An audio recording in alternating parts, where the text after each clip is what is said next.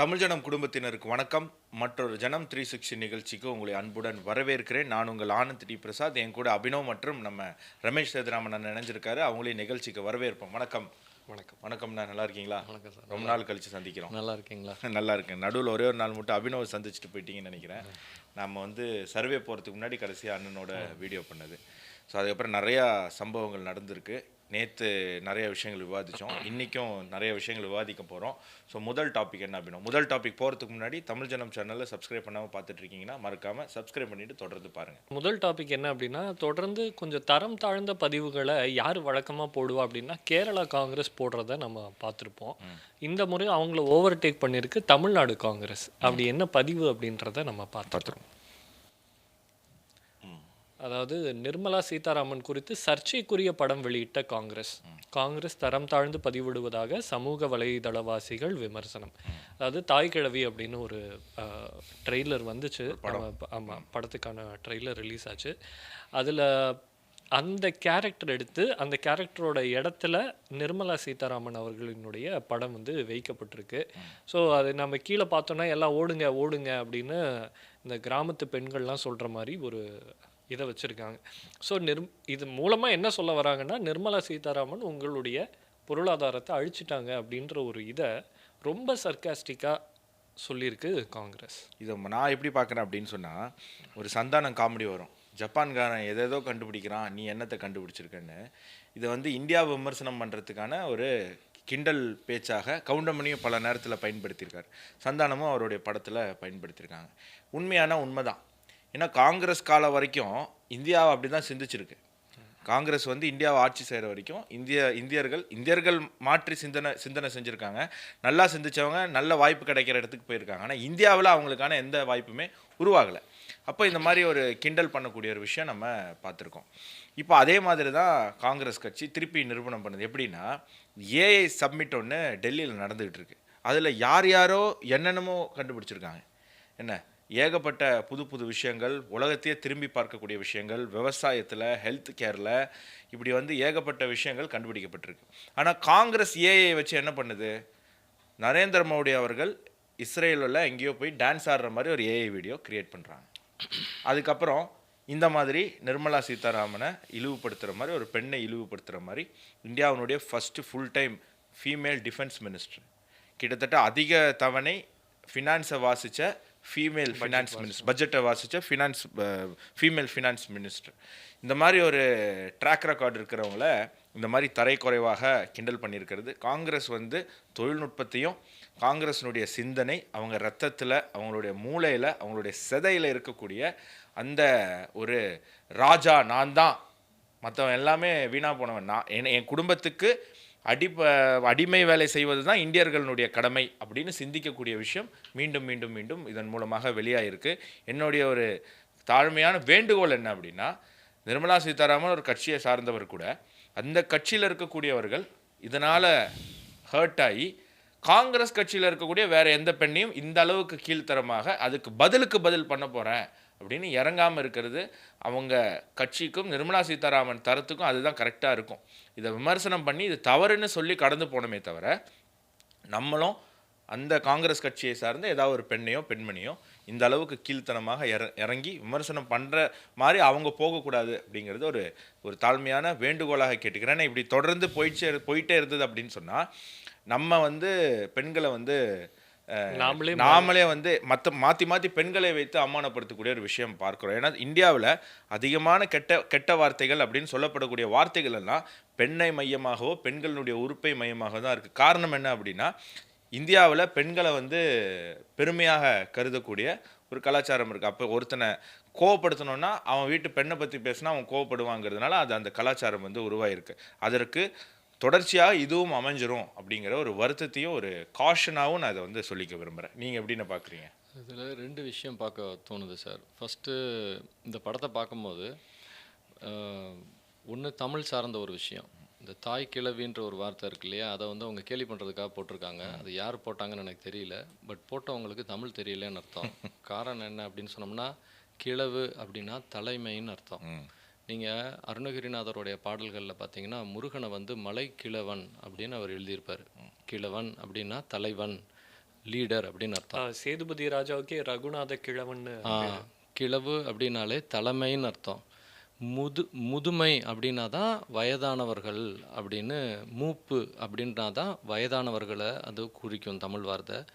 கிழவு அப்படின்னா தலைமை அப்படின்னு அர்த்தம். அப்போ வந்து இவங்க தாய் கிழவி அப்படின்னு சொல்லியிருக்காங்க அப்படின்னு சொன்னோம்னா மதர் லீடர் அப்படின்னு இங்கிலீஷில் டிரான்ஸ்லேட் பண்ணும். நீங்கள் ஏஐ கிட்ட சொன்னீங்கன்னா கிழவுனா தலைமை, தாய்னா மதர். ஸோ அவங்கள கேலி பண்ணுறேன் பேர் வழின்னு சொல்லி தமிழ் தெரியாமல் அவங்கள புகழ்ந்துருக்குறாங்க. ஸோ அவங்க மதர் லீடர் அப்படின்ற வார்த்தை தான் இவங்க எழுதியிருக்கிற. கிழவுனா தலைமை. அதை ஃபஸ்ட்டு இது எழுதினவங்க ஃபஸ்ட்டு தமிழ் தெரியாதவங்கன்றத. இல்லை, தமிழ்நாடு கிடையாது. ஏன்னா தமிழ்நாடு காங்கிரஸினுடைய சோஷியல் மீடியாவை ஹேண்டில் பண்ணுறது கேரளாவில் இருக்கக்கூடிய ஜிஹாதி மைண்ட் செட் கொண்டவங்க தான். ஸோ அதனால் நீங்கள் சொன்ன மாதிரி அவங்களுக்கு தமிழ் தெரியாத மாதிரி போகிறதுக்கான வாய்ப்புமே இருக்குது. நீங்கள் கேரளான்னு சொல்கிறனால சொல்கிறேன், உங்களுக்கு மலையாளமும் தெரியாது போல். ஏன்னா பழைய மலையாளத்தில் கிழவுனாலும் தலைமைன்னு அர்த்தம். ஜிஹாதிங்கிறதுனால ஒரு ஆள் அரபி தான் தெரியும். அதனால் ஃபஸ்ட்டு அதனால் அது ஒரு விஷயம். ரெண்டாவது விஷயம், அதை பார்க்கும்போது நம்மளுக்கு என்ன தோணுதுன்னா, இப்போ இந்தியாவில் பார்த்தீங்கன்னா வந்து ரைட் டு எக்ஸ்ப்ரெஷன் ஒரு சட்டம் இருக்குது. அது வந்து நம்மளுடைய கான்ஸ்டியூஷனல் லா. அதில் வந்து கார்ட்டூன் நீங்கள் வரையலாம். அதுக்கு வந்து உங்களுக்கு எக்ஸ்ப்ரெஷன் கொடுத்துருக்குறாங்க. நீங்கள் என்ன வகைனாலும் கார்ட்டூன் வரைஞ்சிக்கலாம். சட்டம் வந்து அதை தடுக்காது. இப்போ அதனால தானே விடுதலையில் காமராஜரை இழிவுபடுத்தி ஏகப்பட்ட கார்ட்டூன் வந்திருக்கு. ஆமாம், அது ஏன்னா சட்டப்படி வந்து அது குற்றம் இல்லைன்னு அந்த இதில் ஈவேரா அவர்கள் வந்து நம்ம காமராஜர் அவர்களை ரொம்ப கடுமையாக கேவலமாலாம் விமர்சனம் பண்ணியிருக்காங்க. ஆமாம். ஆனால் அடிப்படையில் என்னென்னா, இந்த கார்ட்டூன் சட்டம் வந்து புதுசாக வரக்கூடிய ஏஐக்கு பொருந்தக்கூடாது. காரணம் என்னென்னா, இந்த ஏஐயில் உருவாக்கக்கூடிய இமேஜஸ் பார்த்தீங்கன்னா சாதாரண மனிதனால் அது உண்மையாக பொய்யான்னு சொல்ல முடியாத அளவுக்கு இருக்குது. அப்போ நிறைய பேர் உண்மையிலேயே இது நடந்ததோ அப்படின்னு அவங்க நினப்பாங்க. ஏன்னா என்கிட்ட ஒரு தம்பி வந்து என்ன கேட்டாப்புல, என்னண்ணே மோடி டான்ஸ் ஆடுற மாதிரி ஒரு வீடியோ வந்திருக்குதுன்னாப்புல. அது வீடியோ ஏஐயில் பண்ணதுடா. இல்லைண்ணே நான் கண்ணால் பார்த்தேனே அப்படின்றாப்புல. டேய், நீ கண்ணால் பார்த்துருந்தாலும் அது பொய்யிடா அப்படின்னு சொன்னாலும் அந்த பையன் அதை கடைசி வரைக்கும் நம்பலை. அப்புறம் அவன் ஃபோட்டோவை எடுத்து அவன் டான்ஸ் ஆடுற மாதிரியே ஏஐயில் ஒரு சின்ன வீடியோவை, ஏன்னா இப்போ ஏஐ போட்டிங்கன்னா 5 நிமிஷத்தில் பண்ணி கொடுத்துருது. இந்த பாரு நீ கூட தான் டான்ஸ் ஆடுற மாதிரி வருதுடா. ஆமாண்ணே நான் ஆடுற மாதிரி வருது, வேறு யாராவது இருந்தால் குர்றா அவங்களும் ஆடுற மாதிரி பண்ணி காம்போண்டா அப்படின்னா, என்னென்ன இதெல்லாம் பண்ணுது அப்படின்னா, அப்போ தான் அந்த பையனுக்கு ஓ இதெல்லாம் இப்படி பண்ண முடியும் போல ஏன்னு தெரியுது. அப்போ புது சட்டங்கள் வரணும். அதாவது தலைவர்களை வச்சு இந்த மாதிரி ஏஐ இமேஜஸ் பண்ணால் அது பொய்யானது அப்படின்னு பொதுமக்களுக்கு தெரியல. கார்ட்டூனு நீங்கள் வரைஞ்சிங்கன்னா இது கார்ட்டூன்பா அப்படின்னு சொல்லிடலாம். ஆனால் ஏஐயில் உருவாக்கக்கூடிய இந்த இமேஜஸ் வந்து அது உண்மைன்னு மக்கள் நம்புறனால இந்த ஏஐ சம்மந்தமான இமேஜஸை உருவாக்கி பப்ளிஷ் பண்ணால் அதுக்கு வந்து டிஃபேமிங் ஆக்ட்னு ஒன்று இருக்குல்ல, அது பேர் என்ன சார்? டிஃபமேஷன் ஆக்டுக்கு கீழே அவங்கள அரெஸ்ட் பண்ணணும். இப்போ இதை யார் பண்ணான்னு எனக்கு தெரியல. ஆனால் இது கார்ட்டூன்னு கன்சிடர் ஆகி இதை செஞ்சவங்களை வந்து சட்டம் வந்து அலோவ் பண்ணுது. ஆனால் இது வந்து டிஃபமேஷன் ஆக்டுக்கு கீழே இவங்கள அரெஸ்ட் பண்ணணும். ஏன்னா இதை பார்க்குற நிறைய பேர், இப்போ ஃபார் எக்ஸாம்பிள் நீங்கள்லாம் படித்தவங்க, நீங்கள் இதை பார்த்துட்டு இது பண்ணுவீங்க. ஒரு சாதாரணமாக இப்போ எங்கள் ஊர் மதுரை பஸ் ஸ்டாண்டில் வந்து வெண்டைக்காவையோ பூ விற்கிற ஒரு அம்மா அதை பார்த்தா, என்ன இவ்வளோ பெரிய ஆள் இப்படி ட்ரெஸ்ஸு பண்ணிட்டு எங்கேயோ ஒரு கிராமத்தில் நடந்து போய்கிட்டு இருக்கு அப்படின்னு சொல்லுவாங்க. ஏன்னா அவங்களுக்கு தெரியாது இது ஏஐ கிரியேட் பண்ண இமேஜ்னு சொல்லிட்டு. அப்போ இந்த மாதிரி இமேஜஸை கிரியேட் பண்ணுறவங்களுக்கு ஒரு டிஃபமேஷன் ஆக்ட் கீழே அரெஸ்ட் பண்ணால் நல்லதுன்னு நான் நினைக்கிறேன் சார். ஏன்னா இது வந்து நம்மளுடைய அரசியல் தலைவர்களை கீழே இறக்கி விட்டுரும். இப்போ நம்ம அம்மாவுக்கு மாத்திரம் இல்லை, நாளைக்கு இதே விஷயம் வந்து ஸ்டாலின் ஐயாவுக்கும் அவங்க குடும்பத்தில் உள்ளவங்களுக்கும் நடக்கலாம் இல்லைங்களா? அதனால டிஃபமேஷன் ஆக்ட் இந்த இடத்துக்கு வரணும். இது பழைய கார்ட்டூன் ஆக்டை வச்சுக்கிட்டு அந்த சட்டம் இந்த மாதிரி செயலுக்கு பொருந்தக்கூடாது சார். அது மட்டும் இல்லை, இப்போ பொதுவாகவே நீங்கள் சொன்ன மாதிரி இந்த மாதிரி விஷயங்கள் தவிர்க்கப்படணும். குறிப்பாக இவங்களை வந்து இப்படி பண்ணியிருக்கிறது நிச்சயமாக ஏற்றுக்கவே முடியாது. ஏன்னா 2019 மிடில் இவங்க வந்து ஃபினான்ஸ் மினிஸ்டராக பதவி ஏற்கிறாங்க. அப்போ இந்தியாவினுடைய இடம் அப்படின்றது 6வது இடம். அதுக்கப்புறம் தான் கொரோனா வருது. கொரோனா வந்தும் இந்தியா இப்போ எந்த இடத்துல இருக்குது? அதற்கு இவர்கள் போட்ட பட்ஜெட்டு தான் காரணம். 4வது இடத்துல இருக்குது. ரேப்பிடாக கடந்த 10 ஆண்டுகளில் இந்தியாவினுடைய பொருளாதாரம் முன்னேறி இருக்கு. அதுவும் கொரோனாவை பீட் பண்ணி இவங்க இந்த சாதனையை வந்து செஞ்சுருக்காங்க அப்படின்னா இதை வந்து பாராட்டணும். காங்கிரஸ் வந்து போட்டிருக்குல்ல, காங்கிரஸோட டைமில் இந்தியாவினுடைய பொருளாதார நிலைமை என்ன? 11th ரேங்க்ல இருந்தது. சிதம்பரம் தான் UPA 1ல் இதுவாக இருந்தார், ஃபினான்ஸ் மினிஸ்டராக இருந்தார். அந்த ஹோல் டென்யூரில் இந்தியா முன்னேறிச்சானா அதே இடத்துல தான் இருந்தது. இந்தியா டாப் 4க்கு வரும், 2047 வரும்னு சிதம்பரம். அது மறந்துடக்கூடாது. எதுவும் நடக்கலை. அப்புறம் UPA 2 பார்த்தா கொஞ்ச நாள் பிரணாப் முகர்ஜி இருந்தார், அப்புறம் மன்மோகன் சிங்கே இருந்தார், அதுக்கப்புறம் திரும்ப சிதம்பரம் வந்தார். என்ன நடந்துச்சு? ஒன்றும் நடக்கலை. அப்போது இப்படிப்பட்ட ஃபினான்ஸ் மினிஸ்டரும் மன்மோகன் சிங்கே எவ்வளோ பெரிய ஆளுன்னு சொன்னாங்க. அவரோட டேர்மில் இந்தியா பொருளாதாரத்தில் இப்படி முன்னேறிச்சான்னு கேட்டால் நம்ம ரெக்கார்டில் அதை காட்ட முடியாது. அப்போது அப்படிப்பட்ட தலைவர்களை கொண்ட ஒரு கட்சி இந்தியாவை உண்மையாலுமே ரேங்க்கில் உயர்த்தி காட்டின ஒரு ஃபினான்ஸ் மினிஸ்டர், அதுவும் ஃபீமேல் ஃபினான்ஸ் மினிஸ்டரை இந்த மாதிரி பண்ணுவதற்கு அவர்களுக்கு தார்மீக உரிமையே கிடையாது. இன்னொன்று இருக்குது, எல்லா பட்ஜெட்லேயும் ஒரு குற்றச்சாட்டு ஒன்று வைப்பாங்க, இதில் மிடில் கிளாஸுக்கு ஒன்றும் இல்லை, மிடில் கிளாஸுக்கு ஒன்றும் இல்லைன்னு. ஆனால் நடந்து முடிந்ததில் அதற்கு முன்னாடி நடந்த பட்ஜெட்டில் வருமான வரியை 12 லட்சத்துக்கு உயர்த்தி வருஷத்துக்கு 12 லட்சம் வரைக்கும் 0% இன்கம் டேக்ஸ் கட்டினா போதும் அப்படின்னு இந்தியா சுதந்திர வரலாற்றிலேயே மிடில் கிளாஸுக்கு இந்த மாதிரியான ஒரு அறிவிப்பு வந்ததே கிடையாது. அந்த அறிவிப்பு கொடுத்ததும் இவங்க தான். ஸோ உங்களுக்கு அரசியல் காழ்ப்புணர்ச்சி இருக்குது அப்படிங்கிறதுனால இந்த மாதிரி பண்ணுறதை ஏற்றுக்க முடியல. இன்னொன்று, எந்த கட்சியுமே இந்த மாதிரி பண்ணுறதை நான் ஏற்றுக்க மாட்டேன். காங்கிரஸில் சோனியா காந்தி இருக்காங்க, அண்ணன் சொன்ன மாதிரி இங்கே திமுகவில் முதலமைச்சர் குடும்பம் இருக்குது. யாரையுமே தயவு செய்து ஏஐ டெக்னாலஜியை பயன்படுத்தி நல்ல நல்ல விஷயங்களை சொல்லுங்கள். உங்களுடைய அரசியலுக்காக எல்லா கட்சிக்கும் நான் சொல்கிறேன், திருப்பி ஏலேருந்து Z வரைக்கும் இருக்கக்கூடிய எல்லா கட்சிக்கும் சொல்கிறேன், உங்களுடைய காழ்ப்புணர்ச்சிக்காக மக்களை குழப்புவதற்காக ஏஐயை பயன்படுத்தி ஏஐயுமே சாக்கடையாக்கிடாதீங்க. அதில் நிறைய நல்ல விஷயம் இருக்குது, அது போய் மக்கள்கிட்ட சேரணுமே தவிர உங்களுடைய அரசியல் காழ்ப்புணர்ச்சி போய் சேரக்கூடாது. ஒரே ஒரு விஷயம், இந்த பட்ஜெட் நடுத்தர மக்களுக்கு இல்லை அப்படின்னு சொல்கிறாங்களே, ஒவ்வொரு ஆண்டு பட்ஜெட் போடும்போதும் அது ஒரு ப்ரைமான ஒரு விஷயத்தை ஃபோக்கஸ் பண்ண தான் இருக்கும். கொரோனாவுக்கு அப்புறம் இவங்களோட பட்ஜெட் எதை ஃபோக்கஸ் பண்ணியிருந்தது? இண்டஸ்ட்ரீஸை ஃபோக்கஸ் பண்ணியிருந்தது. ஸோ இந்த பட்ஜெட்டுக்கு முந்தின பட்ஜெட் யாரை ஃபோக்கஸ் பண்ணியிருந்தது? நடுத்தர மக்களை மையப்படுத்தி இருந்தது. இப்போதைய பட்ஜெட் என்ன? திரும்ப இண்டஸ்ட்ரீஸை ஃபோக்கஸ் பண்ணியிருக்கு. அப்போது இந்த பட்ஜெட் நடுத்தர மக்களை மையப்படுத்தி இல்லைன்றதுனாலேயே நடுத்தர மக்களுக்கு பலன் இல்லைன்னு ஆயிடுமா? ஏன்னா முந்தின பட்ஜெட்டில் அனௌன்ஸ் பண்ண திட்டங்கள் இப்போவும் கண்டினியூ ஆகிட்டு தான் இருக்குது. அப்போ அதே பலன்களை அனுபவிச்சுக்கிட்டு தான் இருக்காங்க. இப்போது திரும்ப இது ஒரு சர்க்கிள், அடுத்தடுத்த சர்க்கிள் வரும்போது திரும்ப மக்களுக்கு என்ன தேவையோ அதை கொண்டு வருவாங்க. அதையும் நம்ம பேலன்சிங் ஆக்ட் அப்படிங்கிறது நம்ம பார்க்குறோம். ஸோ இதை எந்த காரணத்துக்காகவும் ஏற்றுக்க முடியாது. இதை டிசைன் பண்ணவனுடைய அறிவு அவ்வளோதான். அவன் வீட்டில் இருக்கிற பெண்களை அவன் அவ்வளவுதான் ரெஸ்பெக்ட் பண்ணுறான் அப்படிங்கிறது இதன் மூலமாக புரியுது. ஸோ நெக்ஸ்ட் டாபிக் போயிடலாம். 2026 சட்டமன்ற தேர்தல் மக்களுக்கு தர வேண்டிய வாக்குறுதி என்ன? ஏன்னா இப்போ எல்லா அரசியல் கட்சிகளுமே இது பற்றி தான் தீவிரமாக இது பண்ணிகிட்டு இருக்காங்க. ஸோ நீங்கள் என்ன நினைக்கிறீங்க சார்? என்ன வாக்குறுதி தந்தா பெட்டர்? சார், அதாவது இந்த வட்டம் எலெக்ஷனை பற்றி நீங்கள் கொஞ்ச நேரத்துக்கு முன்னாடி பேசுனீங்க. அப்போ போன தடவை நீங்கள் கருத்து கணிப்பு வேறு எடுத்துகிட்டு வந்ததுக்காக சொன்னீங்க. நாங்கள் பார்த்த வரைக்கும் இந்த வட்டம் நெக் டு நெக்காக தான் இருக்கும்னு சொல்கிறாங்க. நெக் டு நெக்னா யாருமே தனிப்பட்ட மெஜாரிட்டி வர்றதுக்கு வாய்ப்பு கொஞ்சம் கம்மி, அதனால் கடைசியாக ஒரு ஸ்பிளிட் லெஜிஸ்லேட்டிவ் அசம்பிளி வர்றதுக்கு வாய்ப்பு ஜாஸ்தின்னு நிறைய பேர் சொல்கிறாங்க. இப்போ நம்ம முதல்வர் ஐயா ஒரு விஷயம் சொல்லியிருந்தார். அவர் என்ன சொல்லியிருந்தாருன்னா, எங்களால் எல்லாருக்கும் சம்பளம் கொடுக்க முடியல, அந்த ஓய்வூதியத்தை கொடுக்க முடியல, உழைப்பாளர்கள் போராடுறாங்க, ஆனால் எல்லாருக்கும் எல்லாம் பண்ண முடியல அப்படின்னு சொல்லியிருந்தார். ஓப்பன் டிவியில் அவர் தான் சொல்கிறாரு. சொல்லிவிட்டு என்ன சொன்னாருன்னா, இதெல்லாம் ஏன் கொடுக்க முடியலன்னா, எங்களுக்கு மத்திய அரசு எங்களுக்கு பணம் கொடுக்கல, நாங்கள் மத்திய அரசோட இணக்கமாக இல்லை, அதனால எங்களுக்கு பணம் வரலைன்னு அவர் சொல்கிறார். நான் சொல்லலைங்க சார். அதனால உங்களுக்கு நான் காசு கொடுக்க முடியாதுன்னு சொல்கிறார். ஒத்துக்கிறீங்களா ஒத்துக்கலையா? அவர் சொன்னது நீங்கள் ஒத்துக்கிறீங்கல்ல? டிவியில் இருக்குது, யூடியூப்பில் இருக்குது, எல்லோரும் பார்க்கலாம். இப்போ கேள்வி என்னென்னா, ஐயா இன்னைக்கு முதல்வர் ஐயா பொதுமக்கள்கிட்ட என்ன சொல்கிறாரு? உங்களுக்கு நான் 5000 கொடுப்பேன், 10,000 தர்றேன், மாதம் தர்றேன், வாரம் தர்றேன்னு சொல்லி ஏதோ உருட்டிக்கிட்டு தர்றாப்புல, ஆண்டுக்கு ஆண்டு இதே மாதிரி தர்றேன்னு ஏதோ சொல்கிறார். நல்ல உருட்டுறாப்புல. ஆனால் நம்ம அந்த ஐயா கிட்ட என்ன கேட்கணும்? ஐயா சாமி, நீங்கள் உருட்டுறீங்களே, நீங்கள் தானே சொன்னீங்க எங்களால் சம்பளமே கொடுக்க முடியல, ஏன்னா மத்திய அரசோட நாங்கள் இணக்கமாக இல்லைன்றனால சம்பளமே கொடுக்க முடியலன்னு யார் சொன்னாங்களா சாமி?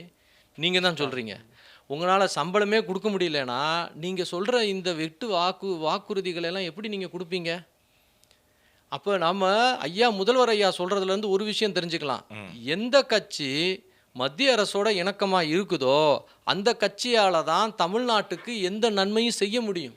அண்ணா, எனக்கு இதில் ஒரு சந்தேகம். திமுக காங்கிரஸ் இருக்கும்போது இணக்கமாக தானே இருந்துச்சு, ஆனால் தமிழ்நாட்டுக்கு எதுவும் நல்லது பண்ணலையா? அப்பயுமே அவங்களுக்கு நல்லது பண்ணிக்கிட்டாங்கல்ல. அவங்களுக்கு ஆ, பண்ணிக்கிட்டாங்க. அவங்களுக்காவது ஒருவேளை காங்கிரஸுக்கு தமிழ்நாட்டுக்கு நல்லது பண்ற அளவுக்கு மனசு இல்லாம இருந்திருக்கலாம். ஆமா. ஆனா இன்னைக்கு ஐயா சொல்றதுல என்னன்னா, நான் வந்து சென்ட்ரல் கவர்மெண்ட்டோட இணக்கமா இல்ல, எங்களுக்கு பணம் வரலன்னு எல்லாம் சொல்றாரு. ஆந்திராக்கு போகுது, பீகாருக்கு போகுது. அப்படின்னு சொல்றாரு. ஆந்திராவும் பீகாரும் பிஜேபி கிடையாது, கூட்டணி ஆட்சி தான். கூட்டணி ஆச்சு. அப்ப இவரே என்ன சொல்றாருன்னா, யாரு மத்திய அரசோட கூட்டணியா இருக்காங்களோ அவங்களுக்கு தான் பணம் தர்றதாக இவர் தான் சொல்றாரு, நான் சொல்லல. இப்ப நான் அதை ரைட்டு ராங்குன்னு சொல்ல வரல. ஆனா நான் ஒரு விஷயம் அதுல இருந்து தெரிஞ்சுக்கிறேன். அப்ப மத்திய அரசோட இணக்கமா இருந்தா தான் தமிழ்நாட்டு மக்களுக்கு நன்மை செய்ய முடியும்னு நீனே ஒத்துக்கிறீல்ல சாமி? அப்ப இணக்கமா இருக்கிற அதிமுகவுக்கே ஓட்டு போட்டு போறோம் நாங்க. எங்களுக்கு அது வந்து சேரும்ல. ஐயா, பேங்க்ல எவன்கிட்ட பணம் இருக்கோ அவன் தான் பேங்க்ல இருந்து எடுத்து கொடுக்கன்னு சொல்ல முடியும் இல்லையா? பாக்கெட்ல நம்மக்கிட்ட பணம் இருக்கணும்ல சாமி, நம்ம எடுத்து கொடுக்க. வாடா டேய், நான் ஒரு 1000 ரூபா தரேன்டா வாடா வீட்டுக்குன்னு நம்ம எவன் சொல்லுவானா? எவன் 1000 ரூபா வச்சிருக்கானா அவன் தான் சொல்லுவான். வீட்டிலேயே கஞ்சிக்கு சாப்பாடு இல்லையா, ஒன்றும் இல்லையா, நீ வீட்டுக்கு வாடா நான் தரேன்டானா என்ன தருவ நீ? அப்போ உனையும் தான் சொல்ற, உங்ககிட்ட காசு இல்லை, நீ சென்ட்ரல் கவர்மெண்ட்டோட பகையில இருக்கிறனால பணம் உங்ககிட்ட காசு இல்லை. இருக்கிறவனோட உனக்கு சண்டை, அதனால வேணாம், நீ தேவையில்லை. சண்டை இல்லாம எவன் கூட இருக்கானோ நட்பு வச்சிருக்கானோ அவன்கிட்ட கொடுத்துட்டு போலாம்ல. எனக்கு இதுல இன்னொரு சந்தேகம் என்ன, இவங்க எப்பவுமே தேர்தலில் எப்படி ஓட்டு கேட்பாங்க? ஆட்சியில் இல்லாதவங்க நாங்கள் ஆட்சிக்கு வந்தால் இதெல்லாம் செய்வோம் அப்படின்னு சொல்லி ஓட்டு கேட்பாங்க. ஆட்சியில் இருந்தவங்க நாங்கள் இதெல்லாம் செஞ்சோம் அப்படின்னு சொல்லி ஓட்டு கேட்கணும். இப்போ நம்ம 2024 பார்த்தோம், மோடி என்ன சொன்னார்? நாங்கள் வந்ததுக்கப்புறம் இவ்வளோ ஏர்போர்ட்டு, இவ்வளோ டேக்ஸில் குறைச்சிருக்கோம். அதெல்லாம் ஐடியாலஜிக்கல்னு வச்சுப்போம். நாட்டினுடைய ஒரு தன்மையை காப்பாற்றுறதுக்கு, பாரத இந்தியா அப்படிங்கிற தன்மையை காப்பாற்றுறதுக்கு இந்த 370 சிஏஏலாம். நான் சொல்கிறது டெவலப்மெண்ட் பொலிட்டிக்ஸ். இத்தனை போர்ட்டு கட்டினோம், இத்தனை பேருக்கு வேலை வாய்ப்பு கொடுத்தோம், இத்தனை முத்ரா லோன் கொடுத்தோம், இத்தனை எல்பிஜி ஃப்ரீயாக கொடுத்தோம், இன்ஃப்ளேஷனை கட்டுப்படுத்தணும்.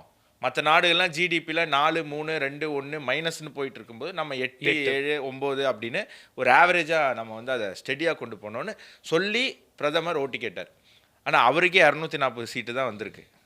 அப்போது என்ன செஞ்சோன்னே சொல்லாமல் எங்களை எதுவுமே செய்ய விடலைன்னு கம்ப்ளைண்ட் பண்ணுறவங்களுக்கு எத்தனை பேர் ஓட்டு போடுவாங்கன்றது இருக்குன்றாரு. எனக்கு அதுவும் புரியல. எங்களை ஆமாம், அபினவ் சொன்ன மாதிரி எங்களை எதுவுமே பண்ண விடலைன்னு சொல்கிறீங்க, ஆனால் நான் மனநிறைவோட போகிறோம் அப்படின்னு. அப்போ எதனால தான் மனநிறைவு உங்களுக்குன்னு எனக்கு புரியல. நம்ம முதலே சொல்கிறோம்ல சார், உருட்டு அப்படின்னு ஒன்று, அதை வந்து நல்லா கற்றுக்கிட்டாங்க அவங்க, மக்களை வந்து எப்படி மண்டையை கழுவுறதுன்னு. ஆனால் மக்கள் வந்து இப்போ யோசிக்க ஆரம்பிச்சிட்டாங்க. இப்போ நீயே உங்ககிட்ட இல்லைன்ற, வரலைன்ற, வராத உங்ககிட்ட இல்லாத உங்ககிட்ட நீ எப்படி எனக்கு கொடுப்ப? அப்போ அட்லீஸ்ட் அங்கேயாவது ஒருத்தர் வர்ற இடத்துல இருக்கிறாப்புல. என்ன விஜய்க்கு போட்டும் பிரயோஜனம் இல்லை, அவர் சண்டை போட்டுட்டு இருக்காரு. விஜய் பாவம் சார், விஜய்க்கே தெரியும் அவர் பாவம்னு. அவர் அதனால உங்களுக்கு அதெல்லாம் தெரியும். அவருக்கு என்ன, அவர் என்னைக்கு வந்து அவர் வந்து எல்லாராலையும் தனித்து விடப்பட்டாரோ அன்னைக்கே விஜய்க்கு தெரியும் அவர் வந்து ஒரு பாவம். திரும்ப நடிக்க வந்துருவார். அப்போ அவர் நல்லதானே சார், நல்ல நடிகர். மக்களை இன்னும் கொஞ்சம் அவர் நிறையா சந்தோஷப்படுத்தணும் சினிமா மூலியமா. அப்புறம் கொஞ்சம் கொஞ்சமாக வளரட்டும், இன்னொரு நாள் அவருக்கு ஒரு வாய்ப்பு இருக்குது. அதனால என்ன சார், தப்பு ஒன்றும் கிடையாது. ஆனால் அடிப்படையில் என்னென்னா, அவருக்கு ஓட்டு போடுறாங்கன்னா அந்த ஓட்டு வந்து அவ்வளோதான், வேஸ்ட் ஓட்டு. அதுக்கு நோட்டால் குத்துனாலும் ஒன்று தான். அவங்க என்ன சார் போட்டாலும் விசில் தானே சார் அவங்களோடது. ஸோ விசிலுக்கு போட்டாலும் ஒன்று தான், அது வேஸ்ட்டு. ஆனால் ஒரு விஷயம் இப்போ தமிழ்நாட்டு மக்கள் உணர்ந்துட்டாங்க, யார் சென்ட்ரல் கவர்மெண்ட்டோட இணக்கமாக இருக்காங்களோ அவங்களால தான் வந்து தொடர்ந்து நற்செயல்களை தமிழ்நாட்டு மக்களுக்கு செய்ய முடியும். அவங்களால தான் அதை கொண்டு வந்து கொடுக்க முடியும். சட்டியில் இருந்தால் தானே சார் அகப்பேல வரும். அது ஒரு ஃபேமஸ் தமிழ் பழமொழி இல்லையா? நீங்கள் சட்டியில் இல்லைன்னா அகப்பேல எப்படி சார் வரும்? அப்போ அதிமுக சென்ட்ரல் கவர்மெண்ட்டோட இணக்கமாக இருந்தால் நமக்காவது நல்லதை ஏதாவது செய்வாங்க இல்லையா? அப்போ அடிப்படையில் நாம் வந்து சென்ட்ரல் கவர்மெண்ட்டோட இணக்கமாக இருக்கக்கூடிய அதிமுகவுக்கு தான் போடணும். அப்போ தான் யார் சொன்னதை செய்வான். இவனுங்கெல்லாம் ஒரு விஷயம் செய்ய மாட்டான். ஏற்கனவே சொன்ன நிறைய விஷயத்தை அவர் எதுவுமே செய்யலை. இப்போ அவர் அதனால தான் இந்த தடவை ஈஸியாக போயிடுச்சு. வாக்குறுதி அந்த என்ன தேர்தலில் வாக்குறுதியை தயார் பண்ண குழு ஒன்று போட்டிருக்காங்க கனிமொழி அவர்கள் தலைமையில். அவங்களுக்கு வேலை ஈஸியாகிடுச்சு. போன வருஷம் புத்தகம் அப்படியே எடுத்துகிட்டு வந்துடலாம், அதை எதுவும் செய்யலைல்ல. சும்மா நம்பரை மட்டும் மேலே கீழே அதே மாத்திட்டு, மேனிஃபெஸ்டோ அதே மேனிஃபெஸ்டோ எடுத்துட்டு வந்துட்டா வேலை மிச்சம். அதுக்காக தங்கச்சிக்கு வேலை சுமை வந்து கூட்டக்கூடாதுங்கிறதுக்காக அண்ணன் எதுவுமே செய்யல. போன தேர்தல் அறிக்கையில சொன்னது எதுவுமே செய்யல. தேர்தல் அப்போ மக்களுக்கு தர வேண்டிய வாக்குறுதி என்ன? அதே டெய்லர் அதே இல்ல இந்த ஒரு படத்துல விவேக் படத்துல வரும்ல, இந்த மாதிரி பசங்க எல்லாம் உங்களுக்கு மக்கள் எல்லாம் இதுவா சொல்றாங்களே, நீங்க அவங்களுக்கு என்ன பண்ண போறீங்க? இது வரைக்கும் நான் உனக்கு என்ன பண்ணிருக்கேன்? ஒண்ணும் பண்ண பண்ணதில்ல. அதேதான் அவங்களுக்கு அந்த விஷயம் தான் தேர்தல் அறிக்கை மூலமா முயற்சி பண்ணியிருக்காங்க அப்படின்னு. சரி, நம்ம அதெல்லாம் விட்டுட்டு உண்மையா நியாயமா மக்களுக்கு, ஏன்னா நிறைய தேர்தல் அறிக்கை நேற்று சுப்ரீம் கோர்ட்டு சீஃப் ஜஸ்டிஸே வந்து தமிழ்நாடு கவர்மெண்ட்டை லெஃப்ட் ரைட் வாங்கியிருக்காரு. என்னையா எல்லாமே ஃப்ரீன்னு சொல்லிட்டு இருக்கீங்க, நாடு எங்கே எடுத்துகிட்டு போறீங்க நீங்கள் நாட்டை அப்படின்னு கேட்டு. இந்த விமர்சனம் எனக்கு பாஜக மேலேயும் இருக்குது. ஏன்னா காங்கிரஸும் திமுக போன்ற கட்சிகளும் பண்ணுறதுனால பாஜகவும் பல இடத்துல இந்த இலவசத்தை வந்து செய்ய வேண்டிய ஒரு கட்டாயம். ஏன்னா மக்கள் வந்து ஒரு கட்சி நல்லது செய்யணும்னு நினைக்கும் போது, மக்களுக்கு வந்து கவர்ச்சிகரமான ஒரு விஷயத்துக்கு பின்னாடி போகும்போது நல்லது செய்யணும்னு நினைக்கிறவங்களும் கவர்ச்சிகரமான விஷயங்கள் செய்ய வேண்டிய ஒரு கட்டாயம் ஏற்படுது. இல்லைன்னா மாசஸ்னுடைய ஒரு சப்போர்ட் கிடைக்காதோன்னு பயந்துட்டு. ஆனா இது இப்படியே இந்த ஃப்ரீ இது அது சில ஃப்ரீயை நானே கொடுக்கலாம். நான் எப்படி சொல்றேன்னா, நீங்க ரெவென்யூ ஜென்ரேட் பண்ணி ஃப்ரீ கொடுங்க. ஒருத்தர் ரெவென்யூ ஜென்ரேட் பண்ணி ஸ்டேட்டை வளர்த்து விட்டதுக்கு அப்புறம் வெறும் ஃப்ரீ ஸ்கீமை மட்டும் வச்சுக்கிட்டு அந்த ரெவென்யூவை டிப்ளீட் பண்ணாதீங்கன்றது. அதுதான் தமிழ்நாடு, கர்நாடகா, ஹிமாச்சல் பிரதேஷ்லாம் அதான் ஆகுது. இப்போ ஹிமாச்சல் பிரதேஷ்லாம் நடுவில் சொன்னாங்க 2 பாத்ரூம் உங்க வீட்டில் இருந்ததுன்னா எக்ஸ்ட்ரா டேக்ஸ் கட்டணும்னு. இந்த வேடிக்கையெல்லாம் நீங்க பார்த்துருக்கீங்களாண்ணே? 2 பாத்ரூம் இன்னைக்கு எல்லா மிடில் கிளாஸ் மோடி வந்து 2 பாத்ரூம் இருக்கு. வீட்டுக்கு ஒரு டாய்லெட்னு ஸ்கீம் இலவசமா கொண்டு வந்தா இவங்க வீட்டுக்கு 2 டாய்லெட்னா டாக்ஸ்னு. ஸோ இந்த இலவசங்கள் மேல எனக்கு விமர்சனம் இருக்கு. எல்லாத்து மேல இல்லை, நான் திருப்பி சொல்றேன். மக்களுக்கு நேரடியாக 1000 2000 கொடுக்கறதுல கூட எனக்கு பெரிய விமர்சனம் கிடையாது. ஏன்னா லோக்கலா நீங்க வந்து ரூரல்ல வந்து அது வந்து ஒரு எக்கானமியை வந்து பில்ட் பண்றதுக்கு இதுவா இருக்கும். ஆனா அந்த பணத்தெல்லாம் எங்க இருந்து எடுத்து கொடுப்பீங்க? அந்த ஒரு கேள்வி வருது. ஸோ நியாயமாக மக்களும் இந்த வீடியோவை பார்க்கணும். மக்களுக்கான வீடியோ தான் இது, அரசியல்வாதிகளுக்கான வீடியோ இல்லை. நீங்கள் நியாயமாக என்ன கேட்டு வாங்கணும்? டிவியா, ஃப்ரிட்ஜா, வாஷிங் மிஷினா, லேப்டாப்பா, இல்லை வேற ஏதாவது உங்களுக்கு நியாயமாக வேணுமா அப்படிங்கிறதுக்கான ஒரு செக்மெண்ட்டு தான் இது. ஸோ இப்போது ரமேஷ் அண்ணன் ஒன்றா சொல்லுவார். இப்போ சார், நம்ம வந்து ஒரு எலக்டோரல் விஷயம், ஒரு எலெக்ஷன் நடக்க போகுதுன்னா பொதுமக்கள் வந்து யூஸ்வலாக தனக்கு என்ன வேணும் அப்படின்னு சொல்லி அரசியல்வாதிகிட்ட கேட்பாங்க, இல்லை கேட்கணும். நம்ம கடைக்கு போகிறோம், ஒரு சாமான் வாங்கணும் அப்படின்னா எனக்கு என்ன சாமான் வேணும்னு மனசில் வச்சுக்கிட்டு தானே கடைக்காரர்கிட்ட அண்ணே இது இருக்காண்ணே, இந்த சோப்பு இது அப்படின்லாம் கேட்போம் இல்லையா? அப்போது ஒரு கடைக்காரர்கிட்டையே நம்ம என்ன பொருள் வாங்கணும்னு நம்ம கேட்குற தெரிஞ்ச நம்ம மக்களுக்கு, நம்மளுக்கு அடுத்த 5 வருஷம் அந்த ஆட்சியாளர்கள் என்ன செய்ய போகிறாங்கன்றத ஒரு அளவுக்கு கேட்கக்கூடிய சிந்தனை வேணும். என்ன பண்ண போகிறாங்கன்ற அவநம்பிக்கையோட ஓட்டு பூத்துக்கு போகிறதோட இது பண்ணால் நல்லா இருக்கும் அப்படின்னு சொல்லி மக்களுடைய மனசில் சிந்தனை ஏதாவது இருக்குதா அப்படின்னு சொல்லி நாங்கள் இளைஞர்கள், ஒரு 25-30 வயசுக்குள்ளே இருக்கக்கூடிய இளைஞர்கள் சில பேர்கிட்ட வந்து அவங்களுடைய கருத்துக்களை கலெக்ட் பண்ணி வாங்கினோம். அதில் அவங்க நிறையா சொல்லியிருந்தாங்க. 10 முக்கிய கருத்துக்களை மாத்திரம் எடுத்து நான் இங்கே வச்சுருக்கிறேன். ஸோ இது எதுக்காகனா, ஒருவேளை ஆட்சியாளர்கள் கட்சி தலைவர்கள் யாரும் இதை பார்க்குறாங்க அப்படின்னு சொன்னோன்னா அவங்களுடைய மேனிஃபெஸ்டோவில் கூட இதை அவங்க சேர்த்துக்கலாம். ஏன்னா அது பொதுமக்கள், இளைஞர்கள். அரசியல்வாதி எப்போ ஒன்று மேனிஃபெஸ்டோவில் சேர்த்துப்பான்னா மக்களுக்கு அதில் ஆர்வம் இருந்தால் மட்டும்தான் சேர்த்துப்பான். அதுக்கு தான் நான் வீடியோ முன்னாடியே டிஸ்க்ளைமர் சொன்னேன். இது மக்களுக்கான வீடியோ. நீங்கள் டிமாண்ட் பண்ணால் மட்டுமே தான் இந்த வாக்குறுதிகள் அரசியல்வாதிகளுடைய தேர்தல் அறிக்கையில் வரும். இதில் உங்களுக்கு ஆர்வம் இல்லை, இது செஞ்சால் ஓட்டு வராதுன்னு அவங்க நினச்சாங்கன்னா இதெல்லாம் அவங்க செய்ய மாட்டாங்க. ஸோ ரொம்ப கவனமாக ரொம்ப கூர்மையாக அண்ணன் சொல்கிறதை கேட்பேன். ஸோ அவங்க அந்த பசங்க சொல்கிற விஷயங்கள் என்னென்னா, இளைஞர்கள் கொடுத்த விஷயம். அதனால் இளைஞர்களுடைய ஓட்டு வேணும்னு நினைக்கக்கூடிய கட்சிகள் வந்து இந்த மாதிரி விஷயங்களை 1-2 அவங்களோட மேனிஃபெஸ்டோவில் சேர்த்துக்கலாம். ஒன்று என்ன சொன்னாங்கன்னா, ஃபஸ்ட்டு சமீப காலங்களில் ஸ்கூல் ஃபீஸோடைய விலையெல்லாம் வானத்துக்கு போயிடுச்சு. ஒரு ஆவரேஜான ஒரு மிடில் கிளாஸ் பையன் பொண்ணு யாராக இருந்தாலும் சரி, அவங்களுடைய வாழ்க்கையில் அவங்க சம்பாதிக்கிற பணத்தில் ஒரு மெஜாரிட்டியான காசை வந்து ஸ்கூல் ஃபீஸுக்கே கொடுக்குற மாதிரி கண்டிஷன் ஆயிடுச்சு.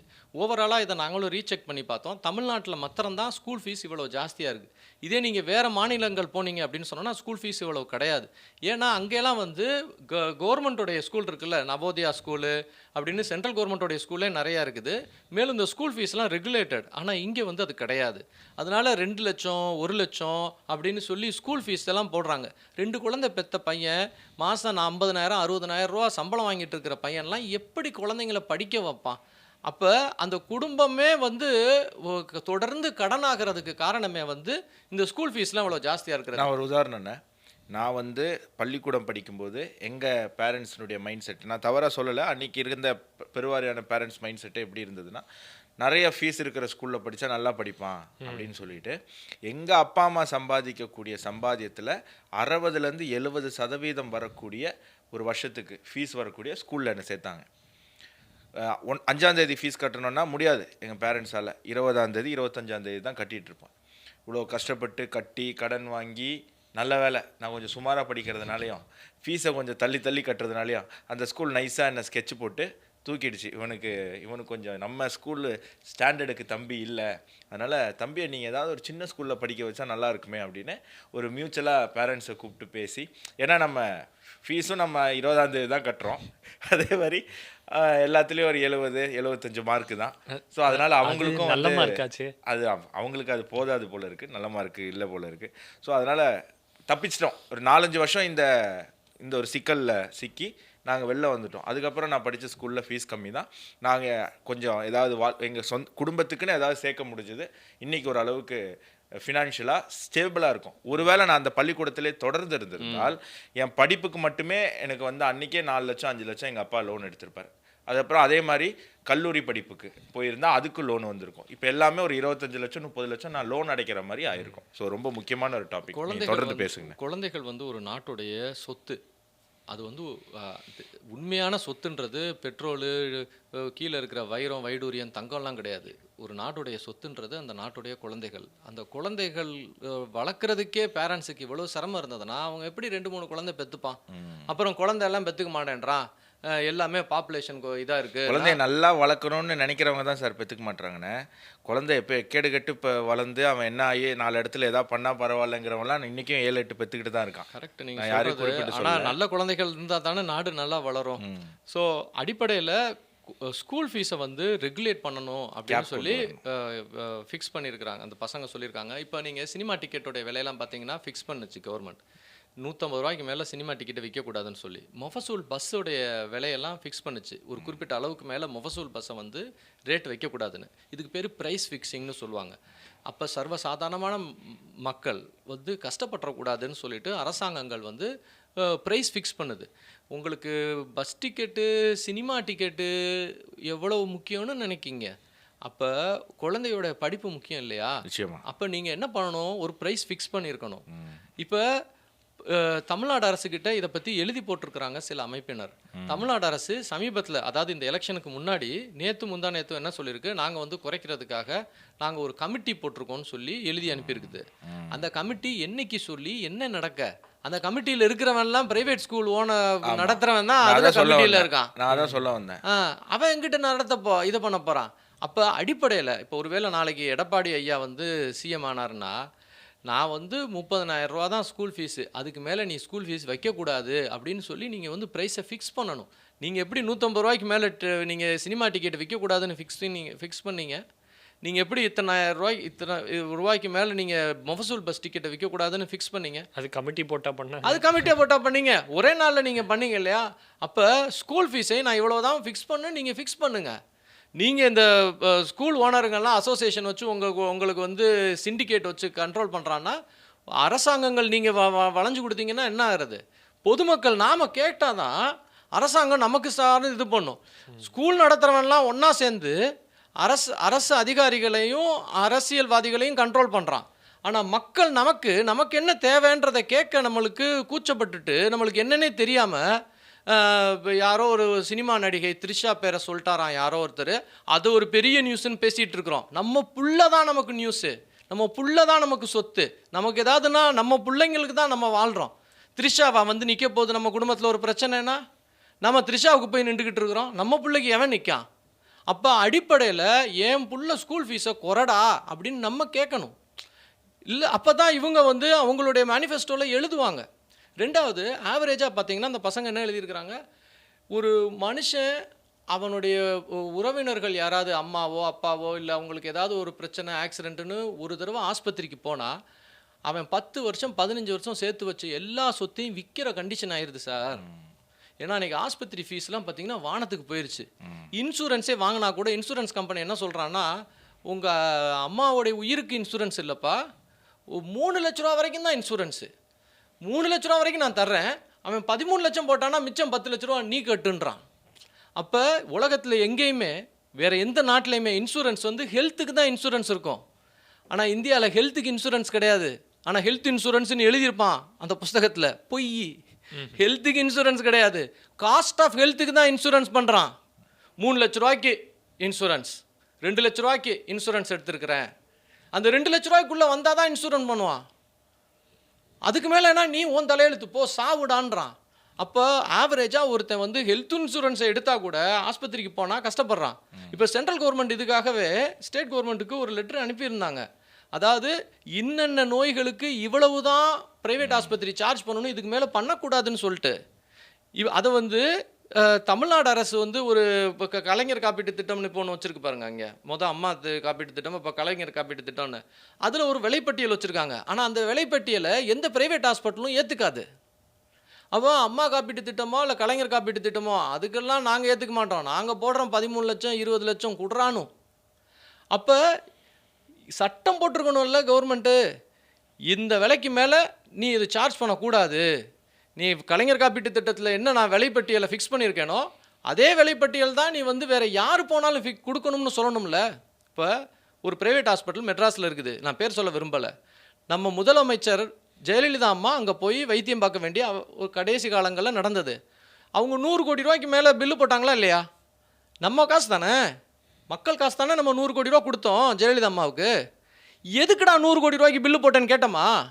ஒரு முதலமைச்சருக்கு வைத்தியம் பார்க்கும் போதே ஒரு ப்ரைவேட் ஹாஸ்பிட்டல் போட்ட பில்லை ஒரு அரசாங்கமே கேட்க வக்கு இல்லாமல் கிடக்கும். நம்ம அம்மா ஹாஸ்பிட்டலுக்கு போனால் தான் அவங்க போடுற பில்லுக்கு கேட்க முடியுமா நம்ம? அப்போ அடிப்படையில் இந்த அரசாங்கம் என்ன பண்ணியிருக்கணும், இந்த மக்களை காப்பாற்றணும்னா ஃபஸ்ட்டு வந்து ஒரு வடிவத்தை கொண்டு வந்திருக்கணும். நீ உன்னுடைய ஹெல்த் இன்சூரன்ஸ் எம்ப்ளாயிக்கு வந்து ஃபிக்ஸ் பண்ணியிருக்கீல்ல, ப்ரைஸ் ஃபிக்ஸிங் பண்ணியிருக்கீல்ல, உன் கலைஞர் காப்பீட்டு திட்டத்தில் ப்ரைஸ் ஃபிக்ஸிங் பண்ணியிருக்கீல்ல, அதை ஃபாலோவே பண்ண மாட்டேன்றான் ப்ரைவேட் ஹாஸ்பிட்டல்.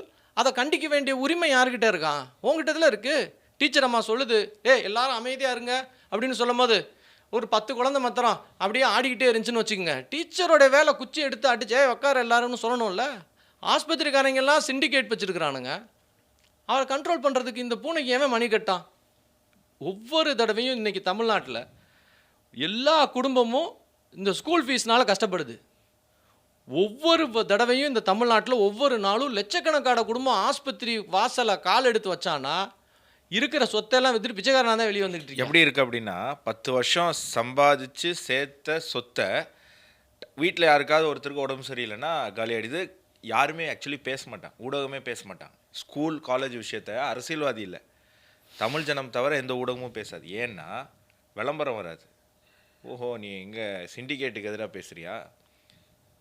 விளம்பரம் வராதுன்னு மட்டும் இல்லை, பேசுகிற ஜேர்னலிஸ்ட்டுக்கு உயிராபத்தும் இருக்குது. நம்ம ஏதோ ஒரு அரசியல்வாதியை பேசினாலோ ரவுடியை பேசினாலோ தான் பிரச்சனை, இல்லை ஒரு தீவிரவாதியை பற்றி பேசினா தான் பிரச்சனைன்னு நினச்சிட்ருக்கோம். கிடையாது. ஸ்கூல் காலேஜ்னு கேட்கும்போது காதுக்கு சாஃப்டாக இருக்கும். ஆனால் அதில் இருக்கக்கூடிய சிண்டிகேட்டு அவங்க வந்து நான் முன்னாடி சொன்னவங்களோட ரொம்ப மோசமானவங்க. இதை பேசக்கூடியவங்களுக்கே ஆபத்து. நம்ம பார்த்தோம் ரீசெண்டாக அந்த குவாரியில் ஒரு ஜேர்னலிஸ்ட்டுக்கு என்ன ஆச்சுன்னு. அது குவாரி மட்டும் இல்லை, இதை பேசி ஹர்ட் ஆகிறவங்க கூட அது மாதிரி செய்யறதுக்கான வாய்ப்பு. ஸோ ரொம்ப ஒரு முக்கியமான ஒரு சீரியஸான விஷயம். ஆனால் இந்த ரெண்டையுமே விஜயால் பேச முடியாது. ஏன்னா விஜயும் ஒரு ஸ்கூலில் நடத்திட்டு இருக்காரு, அந்த ஸ்கூல்லேயே ₹1,00,000 ஃபீஸை வாங்கிட்டு இருக்காரு, ஹிந்தி வேறு சொல்லித்தராரு, அந்த ஸ்கூலில் ஹிந்தி சொல்லித்தராரு விஜயோடைய பள்ளிக்கூடத்தில். ஸோ இது இது யாரால் தர முடியும்? தன்னலமற்ற ஒரு அரசியல்வாதி, குடும்பமற்ற ஒரு அரசியல்வாதி, என்னுடைய குடும்பமே இந்த நாடு தான் கருதக்கூடிய ஒரு அரசியல்வாதியெல்லாம் தர முடியும். ஆனால் அவருக்கே பல நிர்பந்தங்கள் வரும். ஏன்னா அது அரசியல். அவர் ஒருத்தர் கட்சி கிடையாது, பல பேர் அந்த கட்சியில் இருக்காங்க. அதெல்லாம் தாண்டி செஞ்சுட்டு இருக்கிறதுக்கான முயற்சிகள் அவங்க இருக்காங்க. நம்மளுடைய வேலை என்ன அப்படின்னா அரசாங்கத்துக்கிட்ட இதை டிமாண்ட் பண்ணுறது. எங்களுடைய ஸ்கூல் ஃபீஸு ஹெல்த்துக்கான ஒரு செக்யூரிட்டி தாங்க. இது இன்டைரக்டாக இந்தியாவுடைய டெமோக்ராஃபியை மாற்றும். யார் குழந்தைய கம்மியாக பெற்றுக்கிறாங்க? இப்போது எல்லாருக்கும் 4-5 பேர் இருந்தால் சந்தோஷம்தான். ஆனால் படிக்க வைக்க முடியாது. ஹெல்த்துக்கு ஒரு பிரச்சனைன்னா நம்மளால் பார்க்க முடியாது. எதாவது இருந்தால் தானே விற்க முடியும். சோறே போட முடியாது. கிட்னி விற்று ஒரு குழந்தைய காப்பாற்றலாம். இன்னொரு குழந்தைக்கு உடம்பு சரியில்லைன்னா இன்னொரு கிட்னி விற்பீங்களா? அப்புறம் உங்களை யார் காப்பாற்றுறது? ஸோ இதனால் நியாயமாக இந்த இந்தியாவுடைய டெமோக்ராஃபியாக மாறுது. குழந்தை எக்கேடு கட்டு போகிறாங்கிறவன் பெற்றுக்கிட்டே இருக்கான். நல்லா வளர்த்து அவனை சமுதாயத்துக்கு ஒரு உதாரண புருஷனாக மாற்றணும் அவன் இந்த நாட்டினுடைய வளர்ச்சிக்கு அவன் பங்கு பெறணும்னு நினைக்கக்கூடியவங்களால குழந்தைய பெற்றுக்க முடியல. ஸோ கவர்மெண்ட்டு, குறிப்பாக இன்றைக்கி இருக்கக்கூடிய சென்ட்ரல் கவர்மெண்ட்டு, நீங்கள் இந்த நாட்டை பற்றி ரொம்ப சிந்திக்கிறீங்க, இந்த நாடு நல்லா இருக்கணும்னு யோசிக்கிறீங்க, இந்த நாட்டினுடைய வளர்ச்சியை பற்றி சிந்திக்கிறீங்கன்னா, உங்களை மாதிரி சிந்திக்கக்கூடிய நிறைய பேர் இந்த நாட்டில் பிறக்கணும்னா ஒரு மிடில் கிளாஸ் இந்தியா மேலே அக்கறை இருக்கக்கூடிய ஒரு தேசிய கண்ணோட்டம் கொண்டவர்களுக்கு 2 குழந்தை 3 குழந்தை 4 குழந்தை பெற்றுக்கிறதுக்கான ஒரு ஃபினான்ஷியல் செக்யூரிட்டியை கொடுக்கணும். அதுக்கு இது 2 விஷயம் ரொம்ப முக்கியமான விஷயம். அது அண்ணா ரொம்ப தெளிவாக எடுத்து சொல்லியிருக்காரு. ஸோ நெக்ஸ்ட் விஷயம் அடுத்த விஷயம் என்னென்னா, அதாவது தமிழ்நாடு கேரளா தான் இந்தியாவிலேருந்து வேலை ஆட்களை உலகத்துக்கு நிறையா அனுப்பக்கூடிய ஒரு இடம். அதில் எஸ்பெஷலி இப்போ தமிழ்நாடு இன்க்ரீஸ் ஆகிக்கிட்டே இருக்குது. தமிழ்நாட்டில் உள்ள குழந்தைங்க, நம்ம குழந்தைங்கன்னா பெரியவங்களையும் சேர்த்து, நான் பெரியவங்கன்னா நான் தமிழ்நாட்டுடைய குழந்தைகள், நம்ம பசங்க நிறைய பேர் வெளிநாட்டில் போய் வேலை பார்க்க போகிறாங்க. இவங்கெல்லாம் நிறைய ஏஜென்சி மூலியமாக போயிட்டுருக்குறாங்க, ப்ரைவேட் ஏஜென்சி. இவன்லாம் பாதி பேர் இந்த குழந்தைங்களை ஏமாற்றி விட்டுறான். பாதி பேர் காசை பிடுங்கிட்டு கொண்டு போய் எங்கெங்கேயோ தள்ளி விட்டு அவங்கெல்லாம் அங்கே நாசப்பட்டு, அதில் பெண்கள் சில பேர் வெளியே போகிறாங்க. அவங்களுடைய நிலைமையெல்லாம் அவங்க வேறு மாதிரி விஷயங்களுக்கெல்லாம் டிராஃபிக் ஆகிறாங்க. அதெல்லாம் கேட்குறதுக்கு இங்கே நாதி ஒன்றும் இல்லை. ஆனால் இதே நேரத்தில் வேறு நாடுகள் இருக்குல்ல, இப்போ ஜெர்மனியோ இல்லை வேறு இட்டாலியோ, அங்கெல்லாம் பார்த்தீங்கன்னா அந்த நாட்டிலேருந்து வேறு நாட்டுக்கு வேலைக்கு போகிறாங்கன்னா அந்த நாடே வந்து ஏஜென்சி மாதிரி ஒன்று வச்சுருக்கு, பதிவு பண்ணியிருக்கு. அதில் பதிவு பண்ணி அவங்க மூலியமாக மாத்திரம்தான் நீங்கள் வேலைக்கு எடுக்க முடியும். அப்போ எந்த கம்பெனிக்கு வேலைக்கு போனால் என் பிள்ளையாது தமிழ்நாட்டில் உள்ள 8 கோடி பிள்ளையும் ஏன் பிள்ளை அப்படி நினைக்கணும் சிஎம். அப்போ என் பிள்ளை இங்கேருந்து துபாய்க்கு வேலைக்கு போயிருக்கு, அங்கே அந்த குழந்தைய கொண்டு வேலைக்கு வந்தானா இல்லை வேறு ஏதாவது ஒன்றுக்கு பயன்படுத்திகிட்டு இருக்கிறானா? இப்போ நடுவில் கோட்டுன்னு ஒரு படம் வந்ததில்ல, அங்கே எவ்வளோ கஷ்டப்படுறாங்கன்னு பற்றி ஒரு படமே எடுத்தாங்க பாருங்கள். இங்கேருந்து வேலைக்கு போகிறவங்க எவ்வளோ கஷ்டப்படுறாங்கன்னு. ஏன் அப்படி ஒருத்தன் போனான்ற ரெஃபரன்ஸே நம்ம போலீஸ் டிபார்ட்மெண்ட்டுக்கு தெரியாது, இங்கே உள்ள யாருக்கும் தெரியாது. அப்போ இங்கே போர்ட்டலே கிடையாது. ஆனால் அந்த எண்ணம் பிரதமருக்கு இருந்தது. ஏன்னா கொஞ்ச நாளைக்கு முன்னாடி சவுத் ஈஸ்ட் ஏஷியாவுக்கு இங்கேருந்து நிறைய பேர் டிராஃபிக் செய்யப்பட்டு லாவோஸ் போயாச்சு. அங்கே போய் அவங்க கொத்தடிமையாக வச்சாச்சு. அது எப்படின்னா அவங்களால தப்பிக்க முடியாது. வயர்டு ஃபென்ஸ் போட்ட பில்டிங்கில் அவங்கள அடைச்சி வச்சுருவாங்க, நீங்கள் வெளியிலேயே போக முடியாது. அவங்க வேலையே இந்த கால் சென்டர் மாதிரி பேசி எல்லாரையும் ஏமாத்துறதா. ஆனால் மோடி கண்டுபிடிச்சாரு. போன ரெஃபரன்ஸ் இங்கேயும் யாருக்கிட்டையும் கிடையாது. ஆனால் இவங்க பாஸ்போர்ட் விசா வச்சு தானே போயிருப்பாங்க, ஸ்பெஷல் டீம் வச்சு போட்டு போனவங்க யாரும் டூரிஸ்ட் விசால போயிருப்பாங்க. ஏன் யாரும் திரும்ப வரலன்னு சொல்லி ட்ராக் பண்ணி அத்தனை பேரையும் மீட்டு வந்தது மத்திய அரசு. அதுல தமிழர்கள் எத்தனையோ பேர் இருக்காங்க. எத்தனையோ பேர் நம்ம ஒரு விஜய் டிவி நியானால ஒருத்தர் பேசினாரு, பேசவே செஞ்சார் அப்படிங்கறத நம்ம. இப்போ இந்த போர்ட்டலை வந்து தமிழ்நாடு அரசு உருவாக்குச்சுன்னா தமிழ்நாடு அரசுக்கு லாபம் கூட வரும். எப்படி லாபம் வரும் அப்படின்னா, என் போர்ட்டல் மூலியமா மாத்திரம்தான் நீ வந்து வேலையாள்களை வெளியே எடுக்கவும் முடியும், அனுப்ப முடியும்னா, அப்போ இந்த எவனோ ஏஜென்சி காசு வாங்கிட்டு இருக்கான்ல, அது ஒரு குறிப்பிட்ட அளவுக்கு காசை தமிழ்நாடு அரசு சம்பாதிக்க முடியும். நம்ம மறந்துடக்கூடாது, ஃபாரின் எக்ஸ்சேஞ்சில் நம்மளுக்கு ஃபஸ்ட்டு அதிகமாக ஃபாரின் எக்ஸ்சேஞ்சை உருவாக்கி கொடுக்கறது வந்து ரெமிட்டன்சஸ் தான். அதாவது வெளிநாட்டில் போய் வேலை பார்க்குறவங்க அனுப்புகிற காசு தான். ஒருவேளை இந்த போர்ட்டலை தமிழ்நாடு அரசு உருவாக்கி அது மூலியமாக வெளியே நாட்டுக்கு வேலைக்கு அனுப்பி அவங்க வெளிநாட்டில் இருந்து உள்ளே வர்ற காசை இந்த போர்ட்டல் மூலியமாகவே ஒரு பேங்க்கை உருவாக்கி அனுப்புனா தமிழ்நாடு அரசே ஒரு புது பேங்க்கே உருவாக்கிடலாம். பேங்க்கை உருவாக்குச்சுன்னா தமிழ்நாடு அரசு மிகப்பெரிய போய் எங்கெங்கேயோ போய் கடன் வாங்க, ஏன் அவங்கிட்ட கடன் வாங்க, எங்கேயோ கடன் வாங்க. மக்கள் வெளியே வேலை பார்க்கான், அவன் காசு அனுப்புறதெல்லாம் உன்னுடைய போர்ட்டலில் உன் பேங்க் அக்கௌண்ட்டில் விழுந்துன்னா நீயே ஒரு வங்கி ஆயிடுவியே. தமிழ்நாடு அரசே ஒரு பெரிய வங்கியை உருவாக்கிடலாம். ஏன்னா எனக்கு ஒரு பயம் வருதுன்னு, நல்ல ஆட்சி வரும்போது இதெல்லாம் செஞ்சிடறாங்க, அதுக்கப்புறம் நம்ம மக்கள் தான் நடுவில் ஒரு நல்ல ஆட்சியை செலக்ட் பண்ணிடுறாங்களே, அவன் வந்து பேங்கை நல்லா வலிச்சு சார். அது இந்திய அரசாங்க சட்டத்துக்கு கீழே தான் வங்கியை நடத்த முடியும். ஆனால் குறைந்தபட்சம் பணம் சுத்துது இல்லை, வெளிநாட்டில் வேலை பார்க்குறவங்களோட பணம் உள்ள வருது இல்லை. அப்போ ஃபர்ஸ்ட் அந்த போர்ட்டலை நீ உருவாக்கும் போது மக்களுக்கு நீ நல்லது பண்ணுறது மாத்திரமல்ல, பொருளாதார ரீதியிலையும் நீங்கள் முன்னேறிக்க முடியும். ரெண்டாவது, எல்லாம் வெறும் துபாய்னு அந்த பக்கமே போகிறான். ஜப்பான் மொழி தெரிஞ்சிருந்தா ஜப்பானுக்கு போய் அனுப்பியிருக்கலாம் குழந்தைய, ஜெர்மன் மொழி தெரிஞ்சிருந்தா ஜெர்மனிக்கு அனுப்பியிருக்கலாம். அப்போ இந்த போர்ட்டலை உருவாக்குனா ஒரு 4 IAS ஆஃபீஸரை போட்டு நம்ம பசங்களுக்கெல்லாம் ஜெர்மனி ஜப்பானு எந்தெந்த மொழிகள் கற்றுக் கொடுக்க முடியுமோ அதை கற்றுக் கொடுக்கலாம். அந்த குழந்தைங்களுக்கு அதுக்கு தகுந்தாப்புல உள்ள ஸ்கில் டெவலப்மெண்ட் பண்ணிக்கலாம். ஒரு சின்ன எலக்ட்ரிக்கல் வேலையை கற்றுக்கோப்பா, ஜப்பானில் போய் எலக்ட்ரிஷியனை வேலை பாருன்னு அனுப்பலாம். அங்கெல்லாம் மக்கள் தொகை இல்லை. ஆனால் அந்த மொழி தெரியாதனால நம்ம அங்கே போகாமல் இன்னும் வந்து கொத்தடிமைகளாக அந்த துபாய் மாதிரி இடங்களுக்கே போய்கிட்டு இருக்கோம். அப்போ நம்மளுக்கு இந்த விஷயங்களை தெரிஞ்சுக்கிறதுக்கு ஃபஸ்ட்டு ஒரு போர்ட்டலை உருவாக்கணும். அது இன்னைக்கு இல்லை. யார் எங்கே போனால் எங்கே வந்தா எதுவுமே தெரியல. அனாதைகள் மாதிரி நம்ம பிள்ளைய வெளியே போய் செத்து சுண்ணாம்பாகிட்டு இருக்கு. அதனால இது ரொம்ப ரொம்ப எசென்ஷியலு. இப்போ இல்லை, பிரிட்டிஷ் காலத்தில் நிறைய பேர் இங்கேருந்து குடிபெயர்ந்து போயிருக்காங்கல்ல, அவங்க இன்னைக்கு பல நாடுகளில் பெரிய இடத்துல இருக்காங்க. ஸோ இந்த மாதிரி ஒரு கண்ணோட்டம் வந்ததுன்னா அந்த தமிழர்களை இதன் மூலமாக கனெக்ட் பண்ணி அவங்க ரிலேட்டிவ்ஸ் இங்கே இருப்பாங்க கனெக்ட் பண்ணால் அதன் மூலமாகவும் பணம் வரும் போகும் அப்படிங்கிறதையும் நம்ம பார்க்கணும். ரொம்ப நமக்குன்னு முக்கியமான ஒருத்தன் இருக்கான் எங்கேயோன்ற நினப்பு நமக்கு இப்போ நீங்கள் ஆஃபீஸில் இருக்கீங்க சார், உங்களுக்கு ஏதாவது ஒன்றா உங்க ஃபோன் பண்ணுறதுக்கு உங்கள் அப்பா இருக்காருன்னு நீங்கள் நினைக்கிங்கல்ல, எனக்கு எங்கள் வீட்டில் யாரோ இருக்காங்க நான் நினைக்கேன்ல, அப்போ நமக்குன்னு எவனும் இருக்கானப்பா, நமக்கு ஏதாவது ஆச்சுன்னா அவங்க பார்ப்பாங்கப்பான்னு நமக்கு நினைக்கான்ல.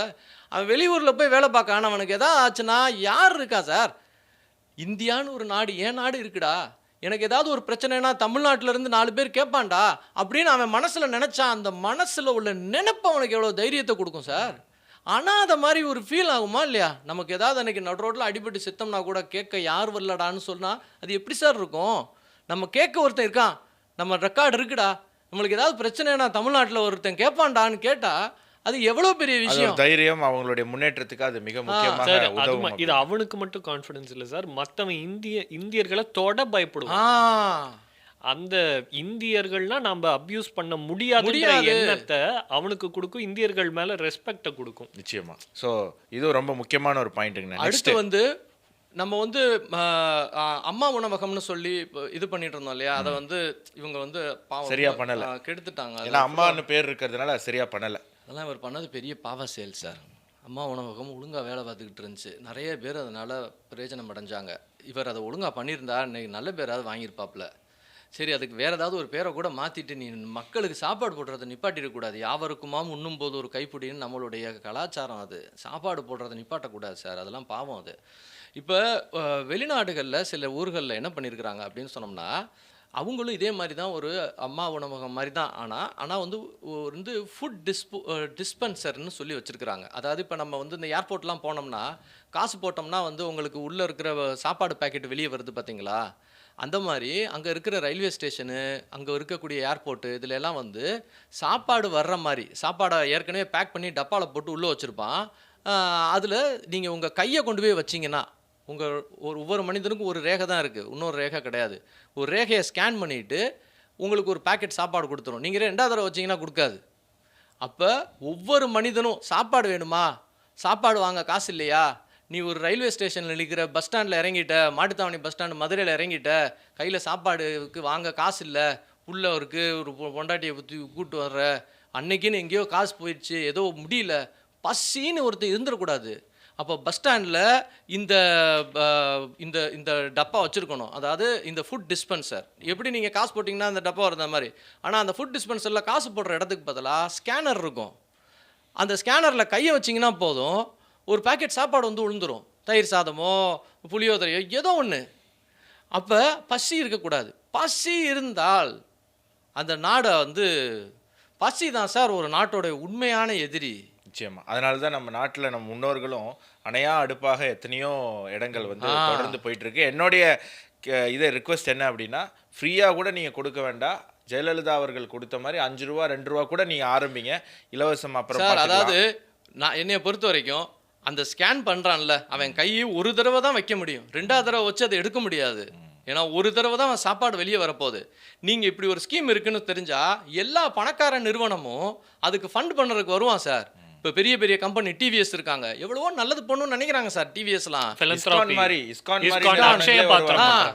அதில் ஒரு அரசியல் பண்ணுவாங்க. இஸ்கான் ஐயோ அதில் வந்து பூண்டு போட மாட்டாங்க, முட்டை கிடைக்காது, என்னமோ சார் காசு கொடுக்க சார். காசு ஒரு மேட்ரே இல்லை சார். பணக்காரங்களாம் அவ்வளோ வச்சுட்டு சும்மா மக்களுக்கு நல்லது பண்ண துடிச்சிட்டு இருக்கிறானுங்க சார். இந்த மாதிரி நான் ஒரு ஸ்கீம் உருவாக்கி இருக்கிறேன். ஒவ்வொரு பஸ் ஸ்டாண்டு, ஒவ்வொரு ரயில்வே ஸ்டேஷன்லையும் ஃபுட் பாக்ஸஸ் இருக்கும். யார் பசின்னு கேட்குறானோ அவன் கையை வச்சானா ஒரு தடவை தான் வரும். அப்படின்னும் போது எல்லாரும் காசு கொடுத்துருவான். அந்த காசு முதலமைச்சருக்கு அல்ல கொட்டாத காசு வந்து கொட்டும் சார். பசிக்காக காசு கொடுக்க தமிழ்நாட்டில் உள்ள அவ்வளோ பணக்காரன் வர்றான். அப்போ இந்த ஸ்கீமை வந்து சிஎம் ஆரம்பித்தார்னா, ஸ்கீம் செலவே பண்ண வேணாம், ஆரம்பிக்கிறது தான் சிஎம் வேலை.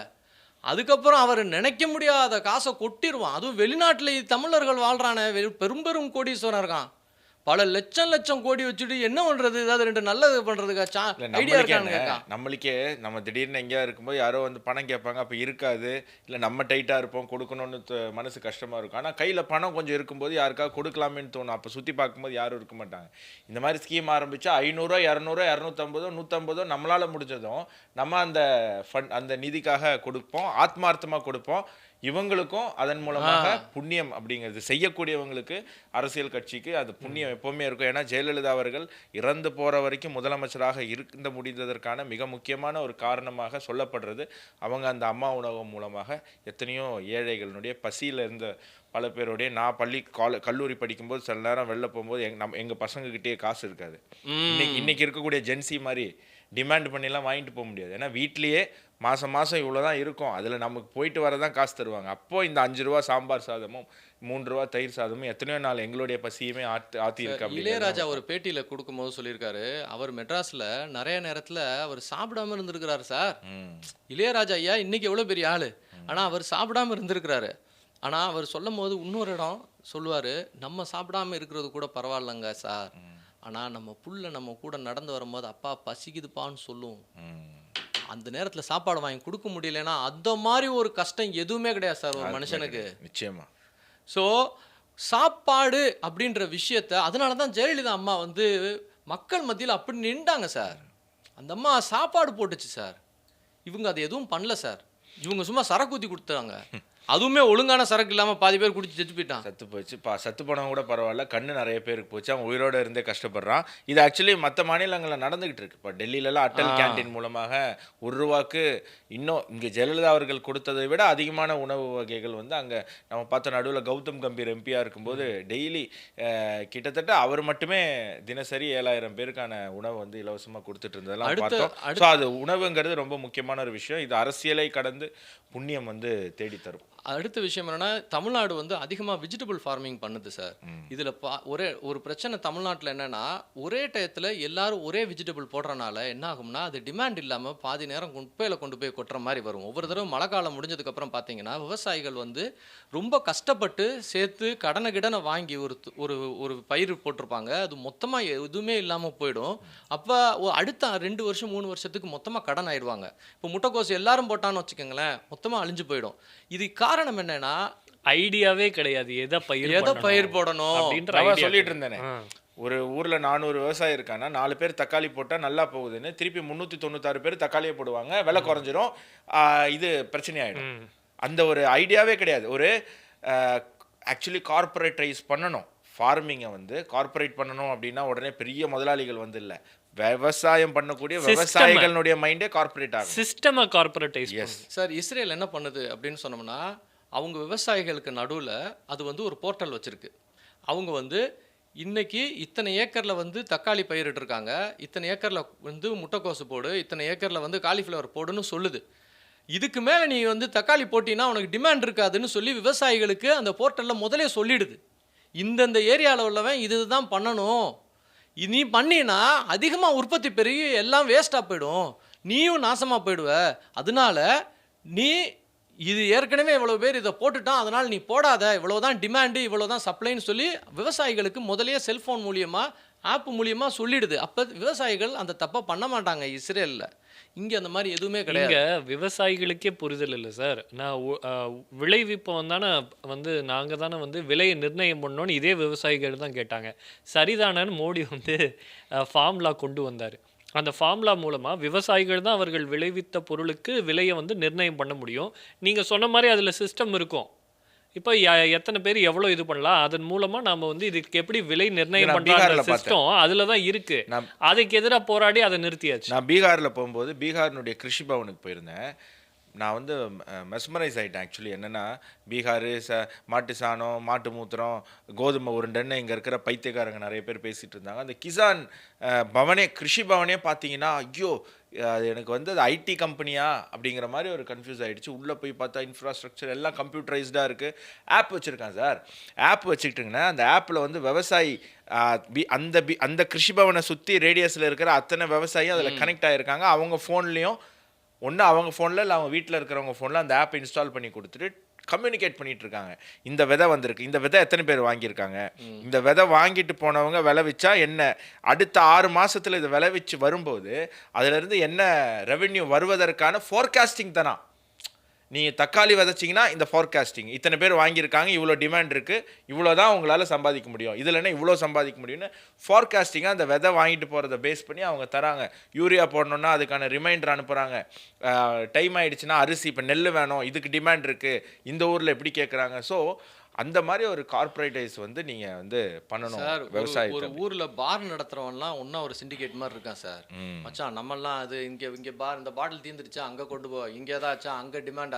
இந்த ஒரு பார் ஒரு ஊரில் 4 பார் இருக்குன்னா அந்த பார் ஓனருங்க சிண்டிகேட்டாக ஒன்றா இருக்கான் சார். குவாரி நடத்துகிறவன் ஒன்றா இருக்கான் சார்.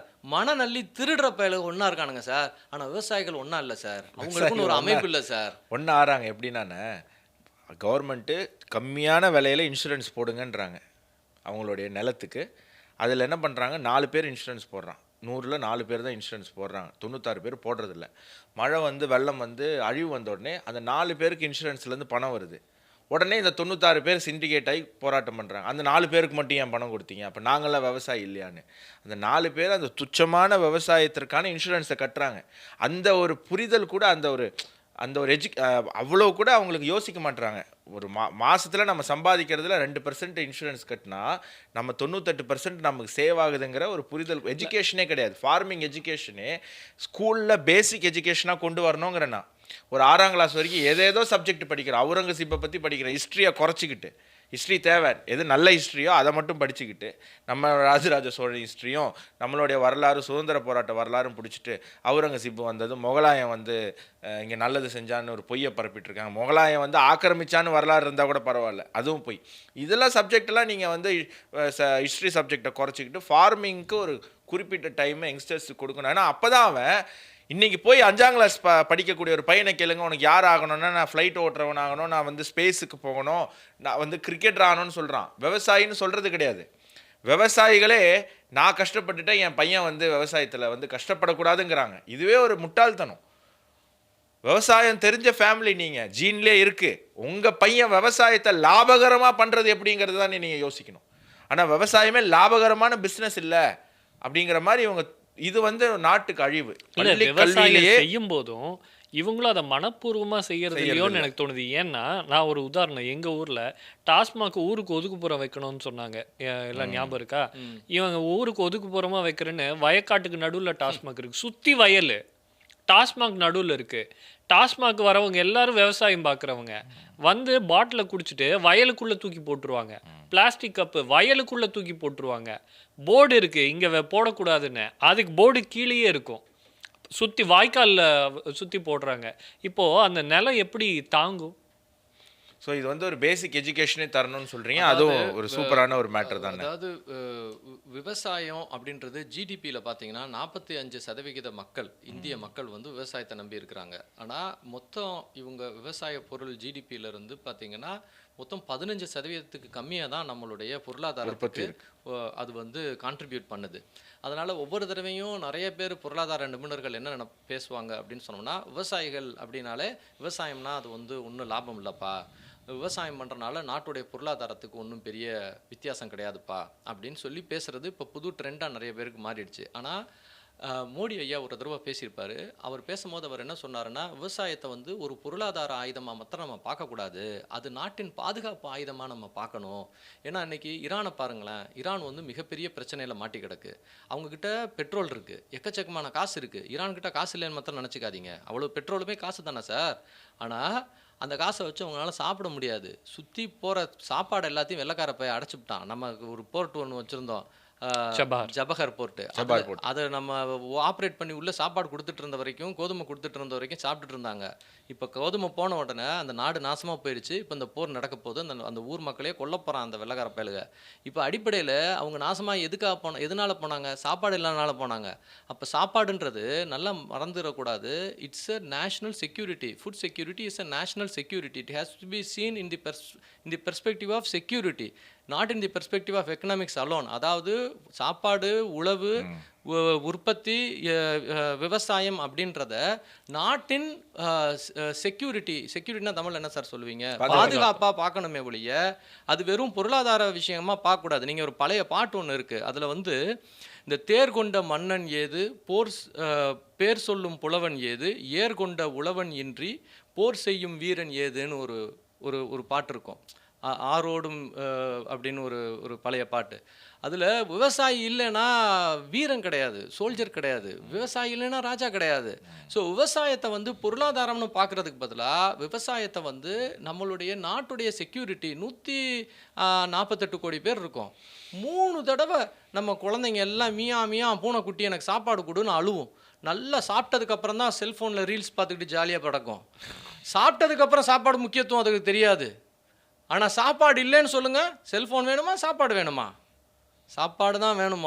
சாப்பிட்றனால, அதுவும் தொடர்ந்து சாப்பிட்டுட்டே இருக்கிறனால சாப்பாடு மதிப்பு தெரியாமல் இருக்கிறோம் நம்ம. ஸோ அடிப்படையில் தமிழ்நாடு அரசு இந்த வெஜிடபிள் ஃபார்மர்ஸை பொறுத்த வரைக்கும் கொஞ்சம் ஆர்கனைஸ் பண்ணணும். நிச்சயமா அது பண்ணணுன்றது அந்த பசங்க எழுதியிருக்கிறாங்க. அடுத்து அதில் ஒரே ஒரு பாயிண்ட் சொல்லிட்டு நம்ம அடுத்தது போயிடலாம். இன்னைக்கு நீங்கள் போருன்னு சொன்னதுனால இன்னைக்கு பிரதமர் நாடு முழுக்க இந்த ஃபார்மிங் விஷயத்தை வந்து எடுத்து பாதுகாப்பாக வைக்கிறதுக்கான வேர் ஹவுஸ் நிறைய கட்டியிருக்காரு. இது வந்து நிறைய பேர் பேசுறது இல்லை, ஏதோ ஒரு கட்டிடம் கட்டிட்டு இருக்காரு மோடி பைத்தியக்காரன் அப்படி இப்படி. நீங்கள் பார்க்குறோம் நம்ம தமிழ்நாடு கவர்மெண்ட் கட்டின வேர் ஹவுஸில் முளைச்சிது. அதான் நெல்லா கொடுத்தா அது திருப்பி வயலாயிடும். குடவுனுக்குள்ளே ஒரு வயல் உருவாகிற அளவுக்கான பிரதமர் நல்ல ஏசி. இனி விதை நெல்லே எடுக்க வேண்டாம், விளை வச்ச நெல் எல்லாமே விதையா இருந்துச்சு அப்படின்னு. ஆனால் பிரதமர் மோடி அவர்கள் எல்லா மாநிலத்திலையும் முக்கைக்கும் நல்ல ஏசி ஃபெசிலிட்டி இருக்கக்கூடிய, அதே நேரம் ட்ரையாக சேவ் பண்ணுறது, ட்ரையாக வச்சுக்க வேண்டிய ஒரு விஷயம். ஏன்னா இன்னொரு விஷயத்தில் சேர்த்து சொல்லிடுறேன். ஈரான் ஒரு இஸ்லாமிய நாடு, பாகிஸ்தான் ஒரு இஸ்லாமிய நாடு. இந்தியாவுக்கும் ஈரானுக்கும் எந்த எல்லையும் கிடையாது. நம்ம கடல் வழியாக போய் கோதுமை கொடுத்துட்டு இருந்தோம். பாகிஸ்தானுக்கும் ஈரானுக்கும் அவ்வளோ பெரிய எல்லை இருக்கு. இஸ்லாமியர்கள் கஷ்டப்படுறாங்களே சோத்துக்கு வழி இல்லாமல், நம்ம போய் சோறை கொடுப்போமேன்னு அசீம் முனீரும் ஷபாஸ் ஷெரீஃபும் யோசிக்கிறது இல்லை. உலகம் முழுக்க இருக்கிற இஸ்லாமியர்கள் நாங்கள் அண்ணன் தம்பி தான் சொல்லிட்டு இருக்கக்கூடியவங்களுக்கு இதன் மூலமாக சொல்லிக்க விரும்புறது என்ன அப்படின்னா, ஹிந்துவாக இருக்கக்கூடிய பிரதமர் நரேந்திர மோடி தான் ஈரானில் இருக்கிறவங்க பட்டினியில் இருக்கக்கூடாதுன்னு கோதுமை கொடுத்துட்டு இருந்தாரே தவிர, இஸ்லாமியராக இருக்கக்கூடிய அசீம் முனீரும் ஷபாஸ் ஷெரீஃபும் கொடுக்கல. பாகிஸ்தான் ஒரு பொறுக்கி நாடு அப்படிங்கிறது மீண்டும் நீங்கள் புரிஞ்சுக்கணும். இந்தியாவில் இருந்துக்கிட்டு பாகிஸ்தானுக்கு தூஜா தூக்கக்கூடிய, கொடி தூக்கக்கூடிய சில பேர் இருக்கீங்க இங்கே. இல்லைன்னா நாங்கள் யார் சொன்னாலும் நான் நம்ப மாட்டேன். வி ஆர் டிஃப்ரெண்ட் ப்ரோன்லாம் சொன்னால் அவனை வந்து போயிட்டு வாடான்னு சொல்லுவேன். இங்கே இருக்காங்க. அந்த மாதிரி இருக்கக்கூடிய தற்குறிகளுக்கு சொல்லிடுறேன், நான் இந்த மதம் ஜாதியெல்லாம் வந்து பசிக்கு வராது, பசிக்கு தன்மை தான் வரும். சோறு போடுற தன்மை இந்தியர்களுக்கு தான் இருக்குது அப்படிங்கிறத நீங்கள் புரிஞ்சுக்கணும். போர் வந்தால் இந்தியாவுடைய ஃபுட் சேஃப்டி செக்யூரிட்டிக்கான வேர் ஹவுஸு மோடி இந்தியாவில் இருக்கக்கூடிய மூலமுக்குலாம் கட்டியிருக்காரு. இந்த விஷயமே உங்களுக்கு தெரியாது. இதை பார்க்கக்கூடிய ஜென்சிக்கு மோடி என்ன பண்ணாருன்னு கேட்குறீங்கன்னா, நாளைக்கு உனக்கு ஒரு போர் வந்தால் சோத்துக்கு நீ கஷ்டப்பட மாட்டே அப்படிங்கிறத அவர் உறுதிப்படுத்தியிருக்காரு அப்படிங்கிறத இதன் மூலமாக சொல்லிக்கிறேன். ஸோ நெக்ஸ்ட் டாபிக் போயிடலாம். அடுத்து வந்து நைட் பெட்ரோல் ட்ரோன்ஸ். அதாவது இப்போ சமீப காலங்களில் பார்த்தீங்கன்னா நம்மளுடைய ஆர்மி வந்து ட்ரோனை வந்து பார்டரில் வந்து பெட்ரோல் பண்ணுறதுக்கு அனுப்பியிருக்குது.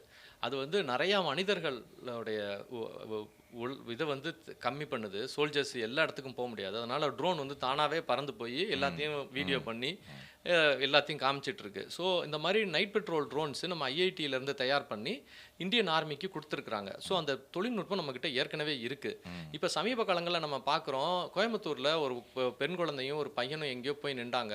அந்த இடத்துல பசங்கள்லாம் ஏதோ 2-3 கிரிமினல்ஸ் போய் ஏதோ அந்த பொண்ணுக்கு வந்து தொந்தரவு பண்ணிட்டாங்க. அண்ணா யூனிவர்சிட்டியில் நடந்தது. கோயம்புத்தூர் ஏர்போர்ட்டுக்கு பின்னாடி வெளியே வந்த 1-2 வெளியே வராது 100 கேஸ் இருக்குது. அப்போ போலீஸ்காரர்கிட்ட கேட்கும் போது அவர் ஓப்பன் டிவியில் என்ன பேட்டி கொடுத்துருந்தாருன்னா, எங்களுக்கு வந்து அந்த பெட்ரோல் பண்ணுறதுக்கு ஆள் பத்தலை, எங்களால் வந்து எவ்வளவு தான் நாங்களும் வந்து எல்லா இடத்துக்கும் போய் பார்த்துக்கிட்டு இருக்க முடியும் அப்படின்ற ஒரு வார்த்தையை சொன்னார். அப்போ இந்த பசங்க என்ன சஜஸ்ட் பண்ணியிருக்காங்க, என் ஆர்மி கிட்ட இருக்குல்ல night petrol drone, Madras IIT தானே செஞ்சு கொடுக்கு, அப்போ அதை நமக்கு போலீஸ் டிபார்ட்மெண்ட்டுக்கு யூஸ் பண்ணக்கூடாதா? போலீஸ் மோப்ப நாய் படைன்னு ஒன்று வச்சோம். அது வெள்ளக்காரன் காலத்துலேருந்து மோப்ப நாய் படை இருக்குது. இன்றைக்கி ட்ரோன் டெக்னாலஜி வந்துருச்சுல்ல, அப்போ போலீஸில் ட்ரோன் படைன்னு ஒன்று வைக்கணும்ல. அது பெட்ரோலுக்கு நீங்கள் ஏன் எல்லா போலீஸ்காரனும் ஒரு பழைய ஜீப்பை தூக்கிட்டு இப்படியே நைட்டு ஃபுல்லாக சுற்றுவீங்களா? பாதி நேரம் உங்களுக்கு டீ குடிக்கிறேன்னு எங்கேயாவது உட்காந்து படுத்து தூங்கிடுவீங்க. அதில் போலீஸ்காரனே இப்போ சரக்கடிக்க ஆரம்பிச்சிட்டான். இப்போ நைட் பெட்ரோல் ட்ரோன்ஸ் இருந்தால் அதுகளே போய் சுற்றி பறந்துட்டு வந்துடும். எங்கெங்கே 4 பேர் தேவையில்லாத இடத்துல நின்றுட்டு இருக்கான் இருட்டுக்குள்ளே அப்படின்னா அங்கே மாத்திரம் நம்ம ஆள் அனுப்பலாம். அந்த இடத்துல போப்பா, அந்த 4வது தெருவில் ஒரு 4 பேர் அர்த்தராத்திரி 3 மணிக்கு நிற்காம பாரு போ அப்படின்னா அதுக்கு மாத்திரம் நம்ம வண்டி அனுப்பி போலீஸ்காரங்களை அனுப்புனா போதும். தொடர்ந்து போலீஸ்காரங்க அவங்க டிஸ்ட்ரிக்டில் ஒவ்வொருக்கும் ஒரு சரகம் இருக்குல்ல, அந்த சரகத்தில் அவங்க எத்தனை பேர் ஸ்டேஷனில் இருக்காங்க பாவத்தை, அவங்களையும் குறை சொல்ல முடியாது. அப்போ நைட் பெட்ரோல் ட்ரோன்ஸை யூஸ் பண்ணணும்னு சொல்லியிருக்காங்க. அந்த தொழில்நுட்பம் இந்தியா கிட்ட ஏற்கனவே இருக்குது. சென்னை ஐஐடி தான் அதை பண்ணி கொடுத்துட்டு இருக்கு. அதை முதலமைச்சர் அதை இதோட இன்கார்பரேட் பண்ணாருன்னா எப்படி குதிரைப்படை, மோப்பநாய்ப்படை இந்த மாதிரி படைகள் இருக்குதோ அந்த மாதிரி ட்ரோன் படைகளையும் நம்ம வந்து கொண்டு வரணும் அப்படின்னு சொல்லியிருக்கிறாங்க. அது வந்து எனக்கு ஒரு நல்ல சஜஷனாக தெரிஞ்சது. நிச்சயமா. ஆனால் அதில் ஒரே ஒரு சிக்கல் வரும், பிரைவசி போயிடுச்சு, மொட்டை மாடியில் ஏதோ ஒன்று பண்ணிட்டு இருப்பாங்க, ஒட்டு பார்த்துட்டாங்க அப்படிங்கிற மாதிரி ஒரு பிரச்சனை வரலாம். பட் சேஃப்டி தான் முக்கியம். பைரசியை தாண்டி நாடுங்கிறத விட நம்ம வீட்டு பெண்கள், நம்ம வீட்டு குழந்தைகள், நம்ம வீட்டு ஆண்கள் எல்லாரும் இன்னைக்கு ஆண்களுக்கும் சமுதாயத்தில் பாதுகாப்பு இல்லைங்கிறதுனால சேர்த்து சொல்லிக்கிறேன். எல்லாம் வழக்கமாக பெண்களுக்கு பாதுகாப்பு இல்லை, பெண்களுக்கு பாதுகாப்பு இல்லைன்னு சொல்லி இன்னைக்கு காலம் மாறி ஆண்களுக்கே சமுதாயத்தில் பாதுகாப்பு இல்லாமல். நான் செயின் போட்டிருந்தேன், நேற்று கழட்டு சொல்லிட்டாங்க. செயின் போட்டுறதுனால ஆண்களுடைய கற்புக்கே வந்து பாதுகாப்பு இல்லாத சூழ்நிலை உருவாகுது. அதுக்கு ஆண்களே காரணமாக வரக்கூடிய விஷயங்கள்லாம் நம்ம பார்க்குறோம். ஸோ அந்த மாதிரி நிறைய விஷயங்கள் இதன் மூலமாக சரி செய்யப்படலாம். ஸோ நெக்ஸ்ட் இன்னொரு விஷயம் அந்த தம்பி என்ன சொன்னாங்க அப்படின்னு சொன்னோம்னா, இப்போ வந்து ஒவ்வொரு நாளைக்கும் பார்த்தீங்கன்னா முதலமைச்சருக்கு வந்து ஒரு ரிப்போர்ட் போகும், போலீஸ் டிபார்ட்மெண்ட்ல இருந்து ரிப்போர்ட் போகும், டெய்லி போகும். அது காலையில அது வேற. பட் ஆனா புரோட்டோகால் பிரகாரம் காலையில ஐயா எந்திரிச்ச உடனே முதல்வர், அது ஐயாவோ அம்மாவோ, அவங்க எந்திரிச்ச உடனே அவங்களுக்கு வந்து அவங்க டேபிளில் காஃபி குடிக்கிறதுக்கு முன்னாடி அந்த ரிப்போர்ட் இருக்கும். அதில் ஃபஸ்ட்டு என்ன இருக்கும்னா தமிழ்நாடு ஃபுல்லாக இருக்கக்கூடிய எல்லா அணைக்கட்டுகள்லையும் எவ்வளோ தண்ணி இருக்குன்னு இருக்கும்.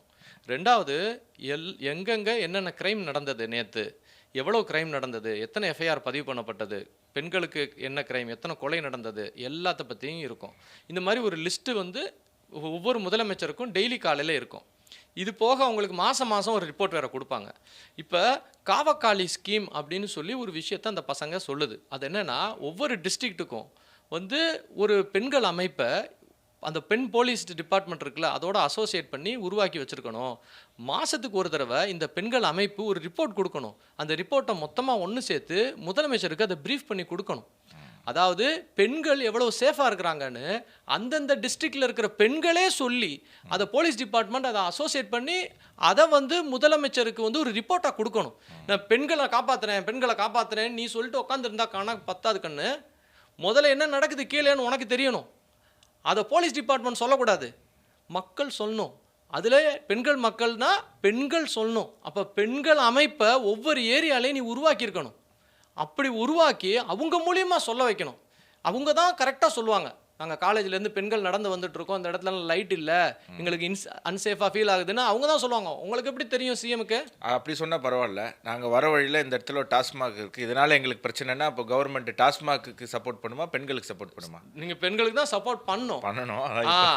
அட்லீஸ்ட் அது முதல்வருக்கு தெரியவாது படணும் இல்லை. இப்போ உள்ள சூழ்நிலையில் அது தெரியவே படாத.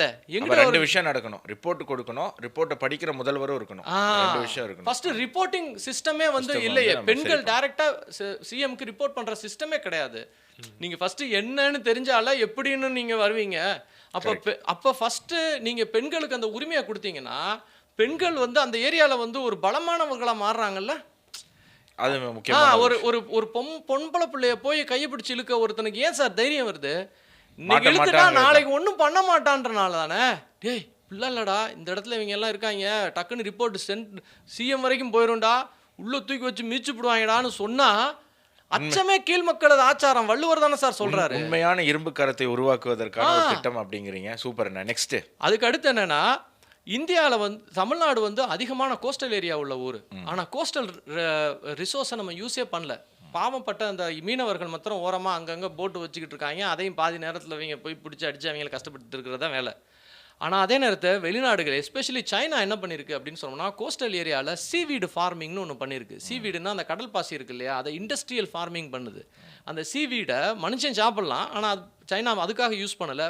அது வந்து கவ் ஃபீடாக யூஸ் பண்ணுது. கவ் ஃபீட்னா மாட்டு தீவனமாக யூஸ் பண்ணுது. இப்போ நாம் வந்து தமிழ்நாடு வந்து மிகப்பெரிய கோஸ்டல் ஏரியா வச்சுருக்கோம். நாம் மாட்டு தீவனத்தை சீவீடு மூலியமாக தயார் பண்ணுற ஒரு விஷயத்தை பண்ணணும்னு சொல்லி சென்ட்ரல் கவர்மெண்ட்டோடைய முனைப்பில் ஒரு ப்ராஜெக்ட் ஒரு ஒரு ஒரு சின்ன ப்ராஜெக்ட் ஒன்று ராமேஸ்வரத்தில் மோடி ஐயா தலைமையில் போட்டாங்க. ஆனால் அதுக்கப்புறம் அதை தமிழ்நாடு அரசு எடுத்து பண்ணணும், அதை பெருசாக பண்ணவே இல்லை. அது அப்படியே தூங்கிக்கிட்டே கிடக்கு. ராமேஸ்வரத்தில் மாத்திரம் அதை கொஞ்சம் கொஞ்சம் அந்த மக்கள் அங்கே பண்ணுறதோட நிற்குது. ஆனால் மொத்த தமிழ்நாடு கோஸ்டல் ஏரியா ஃபுல்லாக சீவீடு ஃபார்மிங்கை கொண்டு வந்து இந்த அந்த மீனவர்களுக்கு கொடுத்தா மீனவ பெண்கள் சும்மா தான் இருக்காங்க, அவங்களுக்கு எக்ஸ்ட்ரா வருமானம் வரும். ரெண்டாவது, இந்த சீவீடு வளர்க்குறனால இந்த மீன் குட்டிங்கெல்லாம் குஞ்சு வைக்கும். ஏன்னா அது அது அதிகமாக இருக்கிறனால அப்போ மீன் வளம் பெருகும். அப்போ இந்த மீனவர்களுக்கும் வளம் பெருகும். ஸோ ப்ளஸ் அந்த சீவீடை வந்து கவு ஃபீடாக மாற்றக்கூடிய இண்டஸ்ட்ரியெல்லாம் மாற்றணும். ஃபஸ்ட்டு கொஞ்சம் ஒரு 6 மாதம் கொஞ்சம் ஒரு ஸ்லோ இதாகும். ஆனால் ஒன்ஸ் அது வந்துருச்சுன்னா அப்புறம் ஒரு பெரிய தொழிற்சாலையாக மாறிடும். அவ்வளோ கடல் ஃபுல்லாக காசு. அந்த காசை நம்ம இன்னும் தூக்காமல் இருக்கோம். சைனாக்காரன் அதை பண்ணிட்டான். இப்போ சைனாக்காரன் பண்ணதை நம்ம பண்ணக்கூடாதா? நம்ம பண்ண போனோம்னா இந்த பூ உலகில் நண்பர்கள்னு சில பூமர்ஸ்லாம் இருக்காங்க, வந்துட்டு அவ்வளோதான் கடல் வளத்தை அள்ளுகிறார்கள், மீனை கொள்ளுகிறார்கள் அப்படின்னு வந்துடுவாங்க. அதுக்கு பயந்து படாமல் இருக்காங்களோ அப்படின்னு எனக்கு சந்தேகமாகுது. ரெண்டாவது, தமிழ்நாட்டில் அரசியலை பொறுத்த வரைக்கும் மீனவர்கள்னு எப்போ பேசுவாங்கன்னா, ஸ்ரீலங்கன் நேவி வந்து தமிழக மீனவர்கள் ஒரு 4 பேரை பிடிச்சிட்டு போனான்.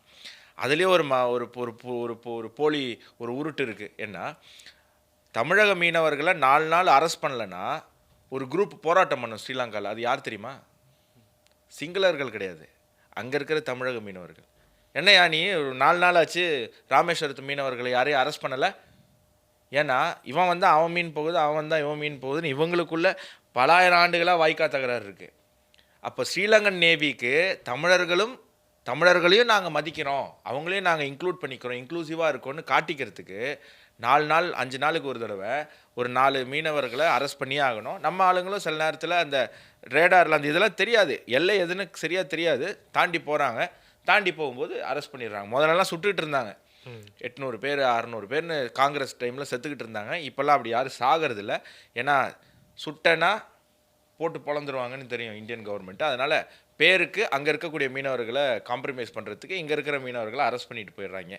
அப்போ மட்டும்தான் மீனவர்களை பற்றி பேசுகிறாங்க. ஆனால் இந்த மாதிரி ஒரு பொருளாதார ரீதியான உயர்வு எதை பற்றியுமே பேசுறதுல ஆப்பர்ச்சுனிட்டி இருக்குங்கிறத பற்றி பேசுறதுல பேசணும், இதை செய்யணும். இதன் மூலமாக மிகப்பெரிய இது மீனவர்களுக்கு மட்டும் இல்லை, இது ரெடி ஆச்சுன்னா டிரான்ஸ்போர்ட் தேவைப்படும். அப்போது லாரி ஓட்டுநர்களுக்கு வியாபாரம் வரும். அப்புறம் ரீட்டைல் கடை திறப்பாங்க இதற்காக. அப்புறம் வந்து மாடு வச்சிருக்கிறவங்களுக்கு தீவனம் அதிகமாக கிடைக்கும்னா அதிகமாக மாடு வரும், அதிக பால் உற்பத்தி ஆகும். ஸோ ஒரு சின்ன விஷயம் எவ்வளோ பெரிய ஒரு விஷயத்தை உருவாக்குது அப்படிங்கிறது நல்ல ஒரு விஷயம். இது வந்து சைனாவில் அவங்க வந்து சீவீட் ஃபார்மிங் பண்ணுறாங்க. இது வந்து நம்ம இதில் பேர் என்ன, நம்ம ஊரில் பண்ணுறது. நம்ம ஊரில் பண்ணுறதா இது? நம்ம ஊர் இது இருக்குது பாருங்க, பேர் என்ன, ராமேஸ்வரம். ஆமாம், அது பக்கத்தில் சின்னதாக பைலட் ப்ராஜெக்ட் மோடி போட்டிருக்காரு. Pilot okay. ப்ராஜெக்ட் போட்டு வளருதான்னு செக் பண்ணி பார்த்து கடந்த 5-6 வருஷமாக நல்லா வளருது. தண்ணியில் சீவீடு போட்டால் நல்லா வளருது. அப்போ நம்ம ஊர் அன்னைக்கு வளரும். அதை ப்ரூவ் பண்ணியிருக்காங்க. பங்களாதேஷ் பக்கத்துலேயும் ஒரு சின்ன ப்ராஜெக்ட் போட்டிருக்காங்க. பட் ஆனால் நம்ம ஊரில் ஒரு பெரிய ஆப்பர்ச்சுனிட்டி அன்டெஸ்டட் இருக்குது. நிச்சயமா. இன்னொன்று என்னன்னா, ஃப்ளோட்டிங் சோலார் பேனல் அப்படின்னு சொல்லி மோடி வந்து ஏற்கனவே குஜராத்தில் போட்டார். இப்போ வந்து குஜராத்தில் உள்ள டேமு நீர்நிலைகள்ல எல்லாம் பார்த்தீங்கன்னா இந்த மாதிரி சோலார் பேனல் போட்டார். தெர்மோகாலுக்கு பதில் சோலார் பேனல் போடுங்க. சரி, ஆனால் குஜராத்தில் இவ்வளவு பெரிய ப்ராஜெக்ட் அவர் எப்படி பண்ண போகுதுன்னா, அரசாங்கம் அந்த டேமில் உள்ள டேமுடைய இடத்த வந்து ப்ரைவேட்டுக்கு கொடுத்துருது ஃப்ரீயாக. நீ மேலே போய் சோலார் பேனல் போட்டு சம்பாரிச்சிக்கோ, நீ வந்து ஒரு 100 ஏக்கர் விலைக்கு வாங்கி அந்த விலைக்கு வாங்கின இடத்துல சோலார் பேனல் போட்டு கரண்ட் பண்ணுறதோட அந்த டேமில் உள்ள தண்ணியெலாம் சும்மா தான் நிற்கி. அதில் அந்த ஃப்ளோட்டிங் சோலார் பேனலை தூக்கி போட்டிங்கன்னா எவாப்ரேஷன் குறையும், டேம் தண்ணி மிச்சமாகுது. ப்ளஸ் அதில் உள்ள கரண்ட்டை நீ திரும்ப கிரிட்டுக்கு போய் கஷ்டப்பட வேணாம். ஏன்னா ஏற்கனவே நான் வந்து ஹைட்ரோ எலக்ட்ரிக் பவர் பிளான்ட்டுக்காக பக்காவாக எல்லா டிரான்ஸ்ஃபார்மரு எல்லாம் செட் பண்ணி வச்சுருக்கிறேன். ஒவ்வொரு டேமுக்கு பின்னாடியும் பார்த்தீங்கன்னா ஹைட்ரோ எலக்ட்ரிக் பவர் பிளான்ட்டுக்காக எல்லா அந்த டிரான்ஸ்ஃபார்மர் அதெல்லாம் இருக்கும். அப்போ இந்த கரண்ட்டை அப்படியே அதில் கொடுத்துடலாம், கிரிட்டுக்கு நேரடியாக போயிடும். அதுக்கு உனக்கு செலவும் கிடையாதுப்பா, நான் உனக்கு சும்மா கூட தரேன் போர்டுன்னு சொல்லி இப்போ நிறைய பெரிய பெரிய ஆளுங்க இந்த மாதிரி ஃப்ளோட்டிங் சோலார் பேனல் போடுறாங்க.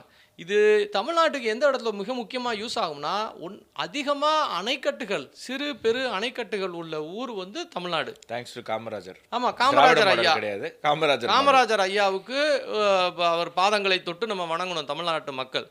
இப்போ அந்த அணைக்கட்டுகளில் எல்லாம் சோலார் பேனல் போட முடியுமானா முடியும். போட்டால் அங்கே இருக்கிற ஹைட்ரோ எலக்ட்ரிக்கில் ஈஸியாக கனெக்ட் பண்ணலாம் முடியும். இப்போ அந்த அணைக்கட்டுகளில் உள்ள மீனுக்கெல்லாம் மீன் குத்தகைன்னு சொல்லி விடுறாங்க. அப்போ மீன் குத்தகைதாரர்கள்னு சொல்லி அவன் காசு சம்பாதிக்கான்ல, அது மாதிரி மேலே சோலார் பேனல்லையும் குத்தகைக்கு விட்டு அதில் சம்பாத்தியம் பண்ணு சாமி.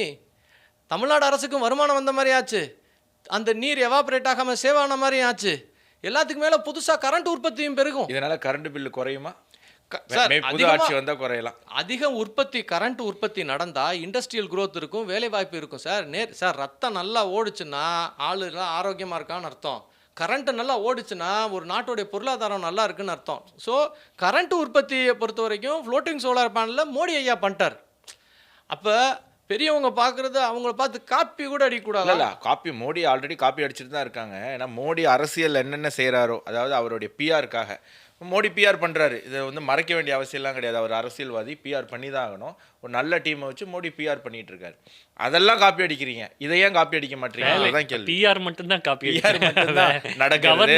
ஒரு ஊருக்கு போனால் மக்களை லைனில் நிற்க வச்சு, அதாவது மோடி போனால் இயற்கையாக வருது, நம்மளால வந்து கயிறு கட்டிட்டு நிற்க வச்சுட்டு அதில் பாதி பேருக்கு இப்படி தான் கைத்தறாரு, இந்த மாதிரிலாம் பண்ணிட்டு இருக்காரு. ஸோ இதை காப்பி அடித்தா நல்ல ஒரு விஷயம். இதன் மூலமாக நிறைய கரண்ட் உற்பத்தியாக அதில் நீங்கள் ஏற்றின கரண்ட் பில்லை நீங்களே குறைச்சிங்கன்னா கூட சந்தோஷம். ஆனால் இதுக்கெல்லாம் செய்யறதுக்கு உங்களுக்கு வாய்ப்பு இருக்கான்னு தெரியலன்னா தேர்தல்னா 10 நாள் 5 நாள் அறிவிச்சிருவாங்க. அதுக்கப்புறம் நீங்கள் எந்த திட்டமும் செய்ய முடியாது அப்படிங்கிறத ஒரு வருத்தமாக இருக்கு. கடைசி பாயிண்ட் வந்து என்ன அப்படின்னு சொன்னோம்னா, இவங்க வந்து இந்த டாஸ்மார்க்கு அது இதுன்னு சொல்கிறாங்கல்ல, பொதுமக்களுக்கும் தெரியும், எல்லாருக்கும் தெரியும் டாஸ்மார்க்கை யாருனாலையும் மூட முடியாதுன்னு சொல்லிட்டு. ஆனால் அன்ஃபார்ச்சுனேட்லி தமிழ்நாட்டில் என்னென்னா, இந்த கரும்பு தொழிற்சாலையுடைய கழிவு அதை வச்சு அதிலிருந்து தான் அந்த ஸ்பிரிட்டை தயார் பண்ணுறாங்க. மொலாசிஸ்ன்ற ஒரு கழிவுலேருந்து ஸ்பிரிட்டை தயார் பண்ணுறாங்க. அதனால் அது அதிகமான கெடுதலை வந்து மக்களுக்கு செய்யுது. அதனால் இப்போ உங்க சொல்கிறாங்க இளம் விதவைகள் அது இதெல்லாம் சொல்கிறாங்க, அதுக்கெல்லாம் காரணம் அந்த மொலாசிஸ். சொன்னவங்களை காணோம். நானும் ஒரு 4 வருஷமாக தேடிட்டு இருக்கேன், அந்த அக்காவை. அடிப்படையில் மொலாசிஸ்ன்ற இடத்துல இருந்து இந்த கழிவு பொருள்ல இருந்து இவங்க இந்த ஸ்பிரிட்டை செய்கிறது வந்து ஒரு மிகப்பெரிய கெடுதலை உருவாக்குது. ஆனால் வெள்ளக்கார பயலை எடுத்துக்கோங்களேன், அவன் ஊரில் கிரேப்ஸ் நிறைய உருவாக்குச்சு. அந்த கிரேப்ஸை வச்சு ஒயின் செஞ்சான். ஒயின் செஞ்சதை என்ன பண்ணான் அப்படின்னு சொன்னோம்னா, உலகம் ஃபுல்லாக ஏற்றுமதி பண்ணான். பிராண்டின்னா அப்புறம் உலகம் ஃபுல்லாக ஏற்றுமதி பண்ணான். இப்போ அவனுக்கு அது ஒரு பெரிய தொழிற்சாலை ஆகிப்போச்சு. இப்போ நாம் எப்படியோ உள்நாட்டுக்காகவே சரக்கு செஞ்சுக்கிட்டு தர்றோம். அதை ஏற்றுமதியை நோக்கி என்னைக்காவது முயற்சி பண்ணோமா? இப்போ இருக்கிற குவாலிட்டி எல்லாம் ஏற்றுமதி பண்ண வெள்ளைக்கார ஃப்ளைட்டை பிடிச்சிட்டு வந்து அடிச்சிட்டு போவோம். ஆமாம், அதை ஒத்துக்கிறேன் சார். நம்ம குவாலிட்டி ஏற்றுமதி பண்ண முடியாது. ஆனால் அதே நேரத்தில் உலகத்திலேயே சிறந்த வாழைப்பழங்கள் இருக்கிற ஊர் தமிழ்நாடுன்னு கண்டுபிடிச்சிக்கான். உலகத்திலேயே இந்த பனைமரத்துலேருந்து வருது பார்த்தீங்களா, பனை வெல்லம், அது உள்ள ஊர் நம்ம ஊர் தான். இந்த பனை வெல்லம், வேற என்ன, வாழைப்பழம், பனை வெல்லம், இதை வச்சு ஒரு ஒயின் செஞ்சு அதை வந்து அக்ரிகல்ச்சர் காலேஜ். இன்னொன்று விட்டுட்டீங்க, முந்திரி. கடலூர் பக்கம் முழுக்க முந்திரி தோட்டம் தான். அந்த முந்திரியை மட்டும் தான் பயன்படுத்துறோம். அந்த பழத்தை வந்து நம்ம பயன்படுத்துறது இல்ல. அந்த பழம் கோவாலேயே அதை வச்சு அவங்க வந்து அந்த ஃபின்னின்னு ஏதோ ஒன்று பண்றாங்க. அப்ப அந்த பொருள் இதெல்லாம் உனக்கு எப்படி தெரியும்னு கேட்காதீங்க, வீடியோ பார்க்கும்போது அப்பப்போ அப்படியே பார்க்கறது. எனக்கு அந்த கேள்விதான் இருந்துச்சு. நம்ம ஆடியன்ஸ் கீழே கமெண்ட். நம்ம வந்து குப்பையில போட்டுட்டு இருக்கிறோம் அந்த பொருள்கள் எல்லாம். ஆனா அந்த பொருள்களுக்கு எல்லாம் மிகப்பெரிய தங்கத்துக்கு நிகரான வேல்யூ இருக்கு. அப்ப எப்படியும் நீ சரக்கு ஃபேக்டரி போடுற, நீ இங்கே உள்ளவங்களுக்கு சரக்கு ஊற்றி கொடுக்க, நான் அதை வந்து நிப்பாட்ட சொன்னா நீ நிப்பாட்ட மாட்ட. அப்போ நம்ம அட்லீஸ்ட் என்ன சொல்றோம், இதையாவது ஏற்றுமதி இல்லை, இதில் வருமானம் வரதுக்காவது. எனக்கு இந்த போதை இந்த போதை பானம் விஷயத்தில் ஒரு மாற்று கருத்து இருக்குது. நிறைய பேர் இதை அழிக்கணும் நிறுத்தணும்லாம் சொல்கிறாங்க. ஆனால் இது வந்து மனித குலத்தில் ரொம்ப வருஷமாக இருந்துட்டு இருக்கக்கூடிய ஒரு விஷயம். ஏதோ இப்போ சுதந்திரத்துக்கு பிறகோ வெள்ளைக்காரன் வந்ததுக்கு அப்புறமோ அப்படிங்கிறது இல்லை. ஆனால் அதில் எந்த குவாலிட்டியில் அதை கன்சியூம் பண்ணிக்கிறாங்க அப்படிங்கிறது தான். உடனே உனக்கு என்ன இதில் ஸ்பெஷல் இன்ட்ரெஸ்ட்லாம் கேட்கக்கூடாது, நான் குடிக்கிறது கிடையாது, நான் ஃபுல் டீ டாட்லர் தான். ஏதோ ஒரு வீடியோவில் ஒருத்தர் யூடியூபர் கூட சொன்னார், இப்படியா நான் அது பார்த்ததே இல்லையா, அந்த மாதிரிலாம் கிடையாது, நமக்கு அது பழக்கமே கிடையாது. ஆனால் இதை முற்றிலும் அழிக்கணும் அப்படிங்கிறதுல நான் என்றைக்குமே உடன்பட மாட்டேன். ஏன்னா அதை தேடி நாடி போகக்கூடிய ஒரு கூட்டம் என்றைக்குமே இருந்துக்கிட்டு இருக்கும். அது தவறான இடத்துக்கு போகாமல் அதுலேயே ஏதாவது ஹெல்த்தியான ஒரு விஷயம் இருந்தது அப்படின்னு சொன்னால் அதை நாடி போகிறவங்களுக்கு, ஏன்னா ஒரு சின்ன ஒரு டிசீனஸுக்கு தானே அது குடிக்கிறாங்க, அப்படியே ஒரு போதை இருக்கணும் அப்படிங்கிறதுக்கு தான். நல்ல சாதனா பண்ணக்கூடியவங்க, யோகா பண்ணக்கூடியவங்க, ஏன்னா சத்குரு ஜக்கி வாசுதேவே சொல்லியிருக்காரு, போதை தான், நீ போதை ஆகணும் நீ நினச்சாலே போதையாயிடலாம், பச்சை தண்ணி குடிச்சிட்டு, சரக்குலாம் தேவை கிடையாது, அதெல்லாம் மைண்டு தான். இந்த கிறுக்குங்கிறதே மைண்டு தான். அதுக்கு நீ வந்து கெட்டதை குடித்து உடம்பை கெடுத்துக்கிட்டு போதை ஆகணுங்கெல்லாம் அவசியம் கிடையாது. தண்ணி குடிச்சு கூட போதை ஆகிறதுக்கான டெக்னிக் இருக்குது. அது நீங்கள் யோகாலேயோ மற்ற விஷயத்துலையும் ஆயுர்வேதத்துலையும் கற்றுக்கலாம். பட் இல்லை நான் கொஞ்சம் ஈஸியாக அவ்வளோலாம் கஷ்டப்பட வேணாம், குடிச்சு நான் போதை ஆகணும்னு நினச்சிங்கன்னா கூட அது ஹெல்த்தியாக போச்சு அப்படின்னு சொன்னால் நிறைய பேரோட உயிர் காப்பாற்றப்படும் அதாவது அப்படிங்கிற ஒரு விஷயம். டாஸ்மார்க்கு உள்ளூர்ல தான் வியாபாரம் பண்ணணும்னு சொல்லி டாஸ்மார்க் வருமானம் உள்ளூர்ல பல பேரை கொலையெடுத்து வருமானம் பண்றதுக்கு பதிலா ஏற்றுமதி செஞ்சீங்கன்னா இப்ப உள்ள வருமானம் மாதிரி 10 மடங்கு வருமானமும் வரும். அப்ப அட்லீஸ்ட் இந்த மக்களுக்கு நல்ல விஷயத்தையாவது கொடுக்கலாம். நீங்க இவ்வளவு தூரம் இதையே நம்பி இருக்கணும்னு அவசியம் இல்லை. பெண்கள் வந்து ஒரு பாதி டாஸ்மார்க் மூடுன்னு சொல்றாங்கன்னா தைரியமா மூடலாம். உனக்கு ஏற்றுமதி பண்ணி உனக்கு 400 கோடி ரூபா வர இடத்துல 4000 கோடி ரூபா வந்துட்டு இருந்தா நீ எதுக்கு இந்த மக்களுக்கு ஊற்றி கொடுத்து சம்பாதிக்கணும்னு நினைக்க? நீ வாழைப்பழம் வாழைப்பழம் மாதிரி உலகத்துல எவங்கிட்டையுமே கிடையாது. அவ்வளவு அழகழகான வாழைப்பழம் இருக்கு. வாழைப்பழத்தை விற்கினா காசு இல்லை, வாழைப்பழத்தை ஒயினாக்குனா காசு. வெள்ளக்கார பயலுக்கு அவன் கிரேப்ஸை விற்கிற இருக்கான், ஆனால் கிரேப்ஸை ஒயினாக்கி விற்று எவ்வளோ காசு பண்ணிட்டான். ஒரு கிலோ கிரேப்ஸை விற்றீங்கன்னா என்ன சார் ஒரு 30 ரூபாய் விற்பீங்களா? அதே 1 லிட்டர் ஒயினை விற்றீங்கன்னா 3000 ரூபா, 3 லட்சத்துக்குலாம் இருக்குண்ணே. இருக்கு போல. அது ஏஜை பொறுத்து, காலம் பொறுத்து. கரெக்டாக சொல்கிறேன். இது கெட்டு போகும். இவ்வளோ சொன்னீங்க ஒரு விஷயம் சொன்ன. ஸோ நாமளும் ஏற்றுமதி சார்ந்த நம்மக்கிட்ட இருக்கக்கூடிய வாழைப்பழம் இதுகளெல்லாம் வச்சு ஏற்றுமதி சார்ந்த விஷயங்கள் எல்லாம் பண்ணலாம். இப்போ இந்த சிந்தனைகளோட ஒரு முதல்வர் மொத்தம் 10 பாயிண்ட் தான் எழுதியிருக்கோம். ஸோ இந்த மாதிரி சிந்தனைகள் இளைஞர்களுக்கு நிறையா இருக்கலாம்.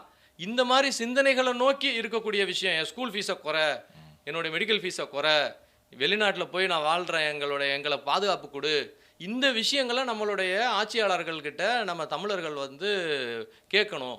சும்மா சின்ன விஷயங்களை இது பண்ணிக்கிட்டு எனக்கு 1000 கொடுத்தியா 500 கொடுத்தியானா அதெல்லாம் வரும். அப்படியும் 1000 500 உங்ககிட்ட வராமல் என்ன போகுது.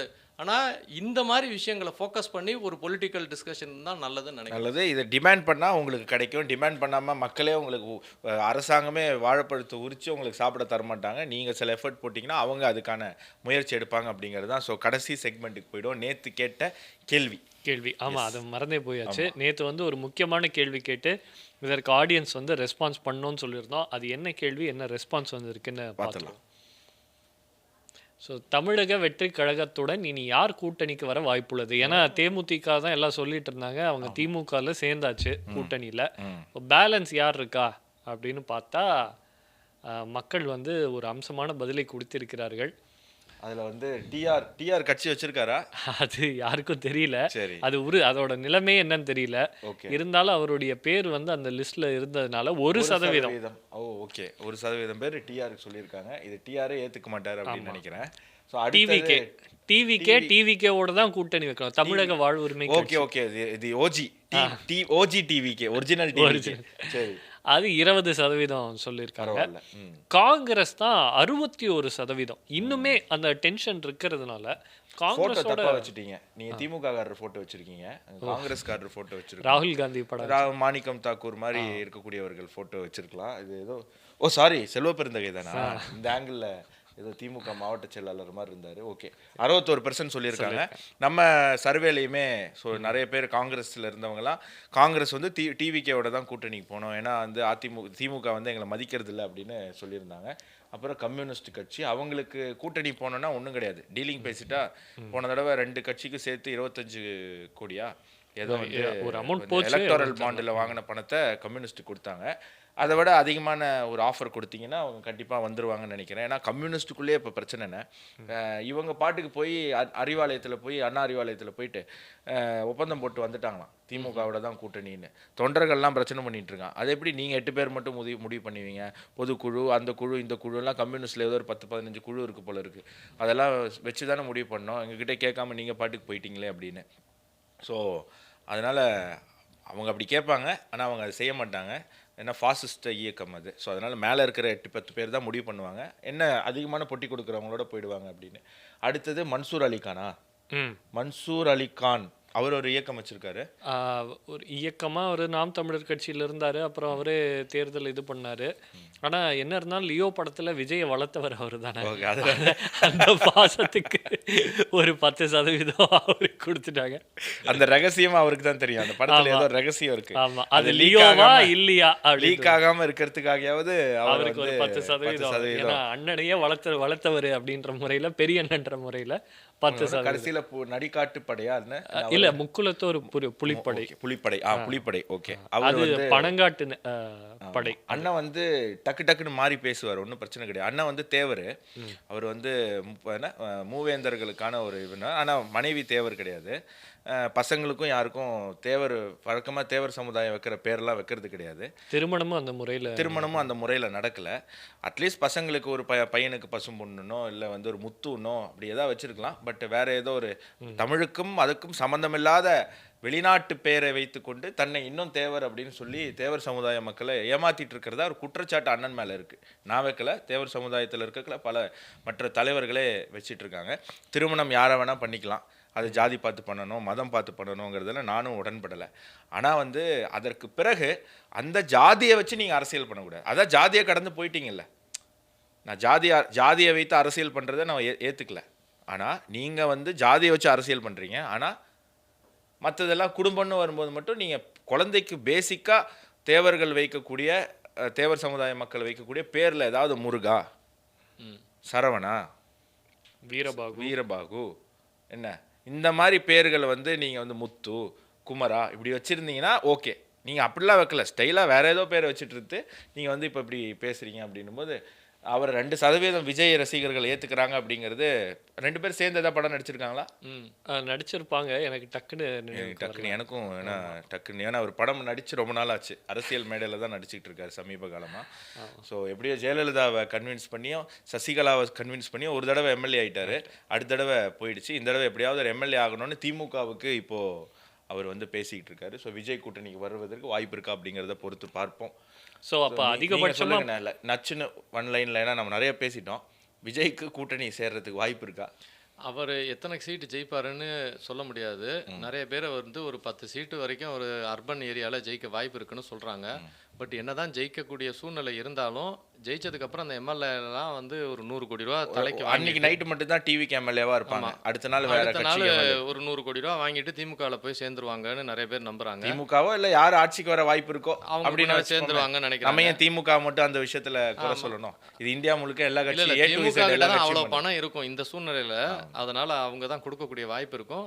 அது ஒன்று. ரெண்டாவது, நிறைய பேர் வந்து முக்கிய இப்போ ஃபார் எக்ஸாம்பிள் செந்தில் பாலாஜி ஒரு இடத்துல நிற்கிறாருன்னு வச்சுக்கோங்களேன். அந்த இடத்துல ஒருவேளை இந்த பையனுடைய கேண்டிடேட் யாராவது நின்றாங்கன்னா கடைசி நேரத்தில் செந்தில் பாலாஜி கிட்டேயே ஒரு 50 கோடி 100 கோடியை வாங்கிட்டு கூட நான் வந்து எலெக்ஷன்லேருந்து வாக் அவுட் பண்ணுறேன்னு கூட சொல்லக்கூடிய வாய்ப்புலாம் இருக்குதான்.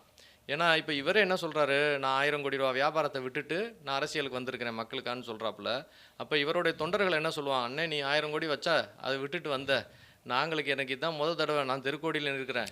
பிளாக்ல டிக்கெட் புசியானது கிட்ட வாங்கி நாங்கள் தெருக்கோடியில் நிற்கிறோம். இப்போதான் எங்களுக்கு கோடிங்கிறதே கண்ணுக்கு தெரியுது. அதனால நாங்கள் 100 கோடி சம்பாதிக்கிறதுக்கு அண்ணனை விட்டுட்டு நாங்கள் 100 கோடிக்கு பின்னாடி போயிடுவோம்னு போகிறதுக்கு நிறைய வாய்ப்பு இருக்குது. அதை வாங்கிட்டு உங்களை வச்சு ஒரு படம் எடுக்கிறேன்னு வேணா சொல்லுவாங்க. ஒரு 5-6 பேர் சேர்ந்து ஒரு 500 கோடி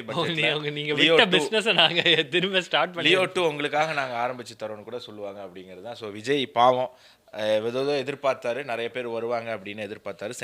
செங்கோட்டையனுடைய அந்த என்ட்ரியெல்லாம் நின்று போயிடுச்சு அப்படிங்கிறத நம்ம பார்க்கணும். நிறைய விஷயங்கள் நம்ம விவாதிச்சிருக்கோம். நாளைக்கும் இதே மாதிரி ஒரு கருத்து கணிப்பு இருக்குது. என்ன அப்படின்னு சொன்னால், தமிழகத்தில் மத அரசியல் செய்யும் கட்சி எது அப்படிங்கிறது தான் கேள்வி. அதற்கான ஆப்ஷன்ஸும் உங்களுக்கு தரப்படும். அதற்கான போலில் நீங்கள் கலந்துக்கோங்க. இன்றைக்கி 1890 பேர் இந்த போலில் கலந்துக்கிட்டீங்க, ரொம்ப நன்றி. இதை அடுத்த போலில் அதிகமாகணும் அப்படின்னு நான் ஆசைப்பட்றேன். நேற்றை விட இன்றைக்கி அதிகமாக இருக்குது, இன்னைய விட நாளைக்கு இன்னும் அதிகமாகணும் அப்படின்னு ஆசைப்பட்றேன். ஸோ போலில் கலந்துக்கோங்க. தமிழ்நாட்டில் நம்மளுடைய இந்த ஷோ மூலமாக மக்கள் மனதில் ஒரு மாற்றத்தை ஏற்படுத்தி நல்ல ஒரு சூழலை, நல்ல ஒரு எதிர்கால தமிழகத்தை உருவாக்க நம்ம தொடர்ந்து இணைந்து பயணிப்போம். சப்ஸ்கிரைப் பண்ணிவிட்டு தொடர்ந்து பாருங்கள். சப்ஸ்கிரைப் பண்ணாமல் பார்க்காதீங்க. எங்களுடைய வீடியோ உங்களை வந்து அடையாது அப்படிங்கிறத சொல்லிக்கிறேன். இன்னொரு நிகழ்ச்சியில் சந்திப்போம். நன்றி, வணக்கம், ஜெய்ஹிந்த்.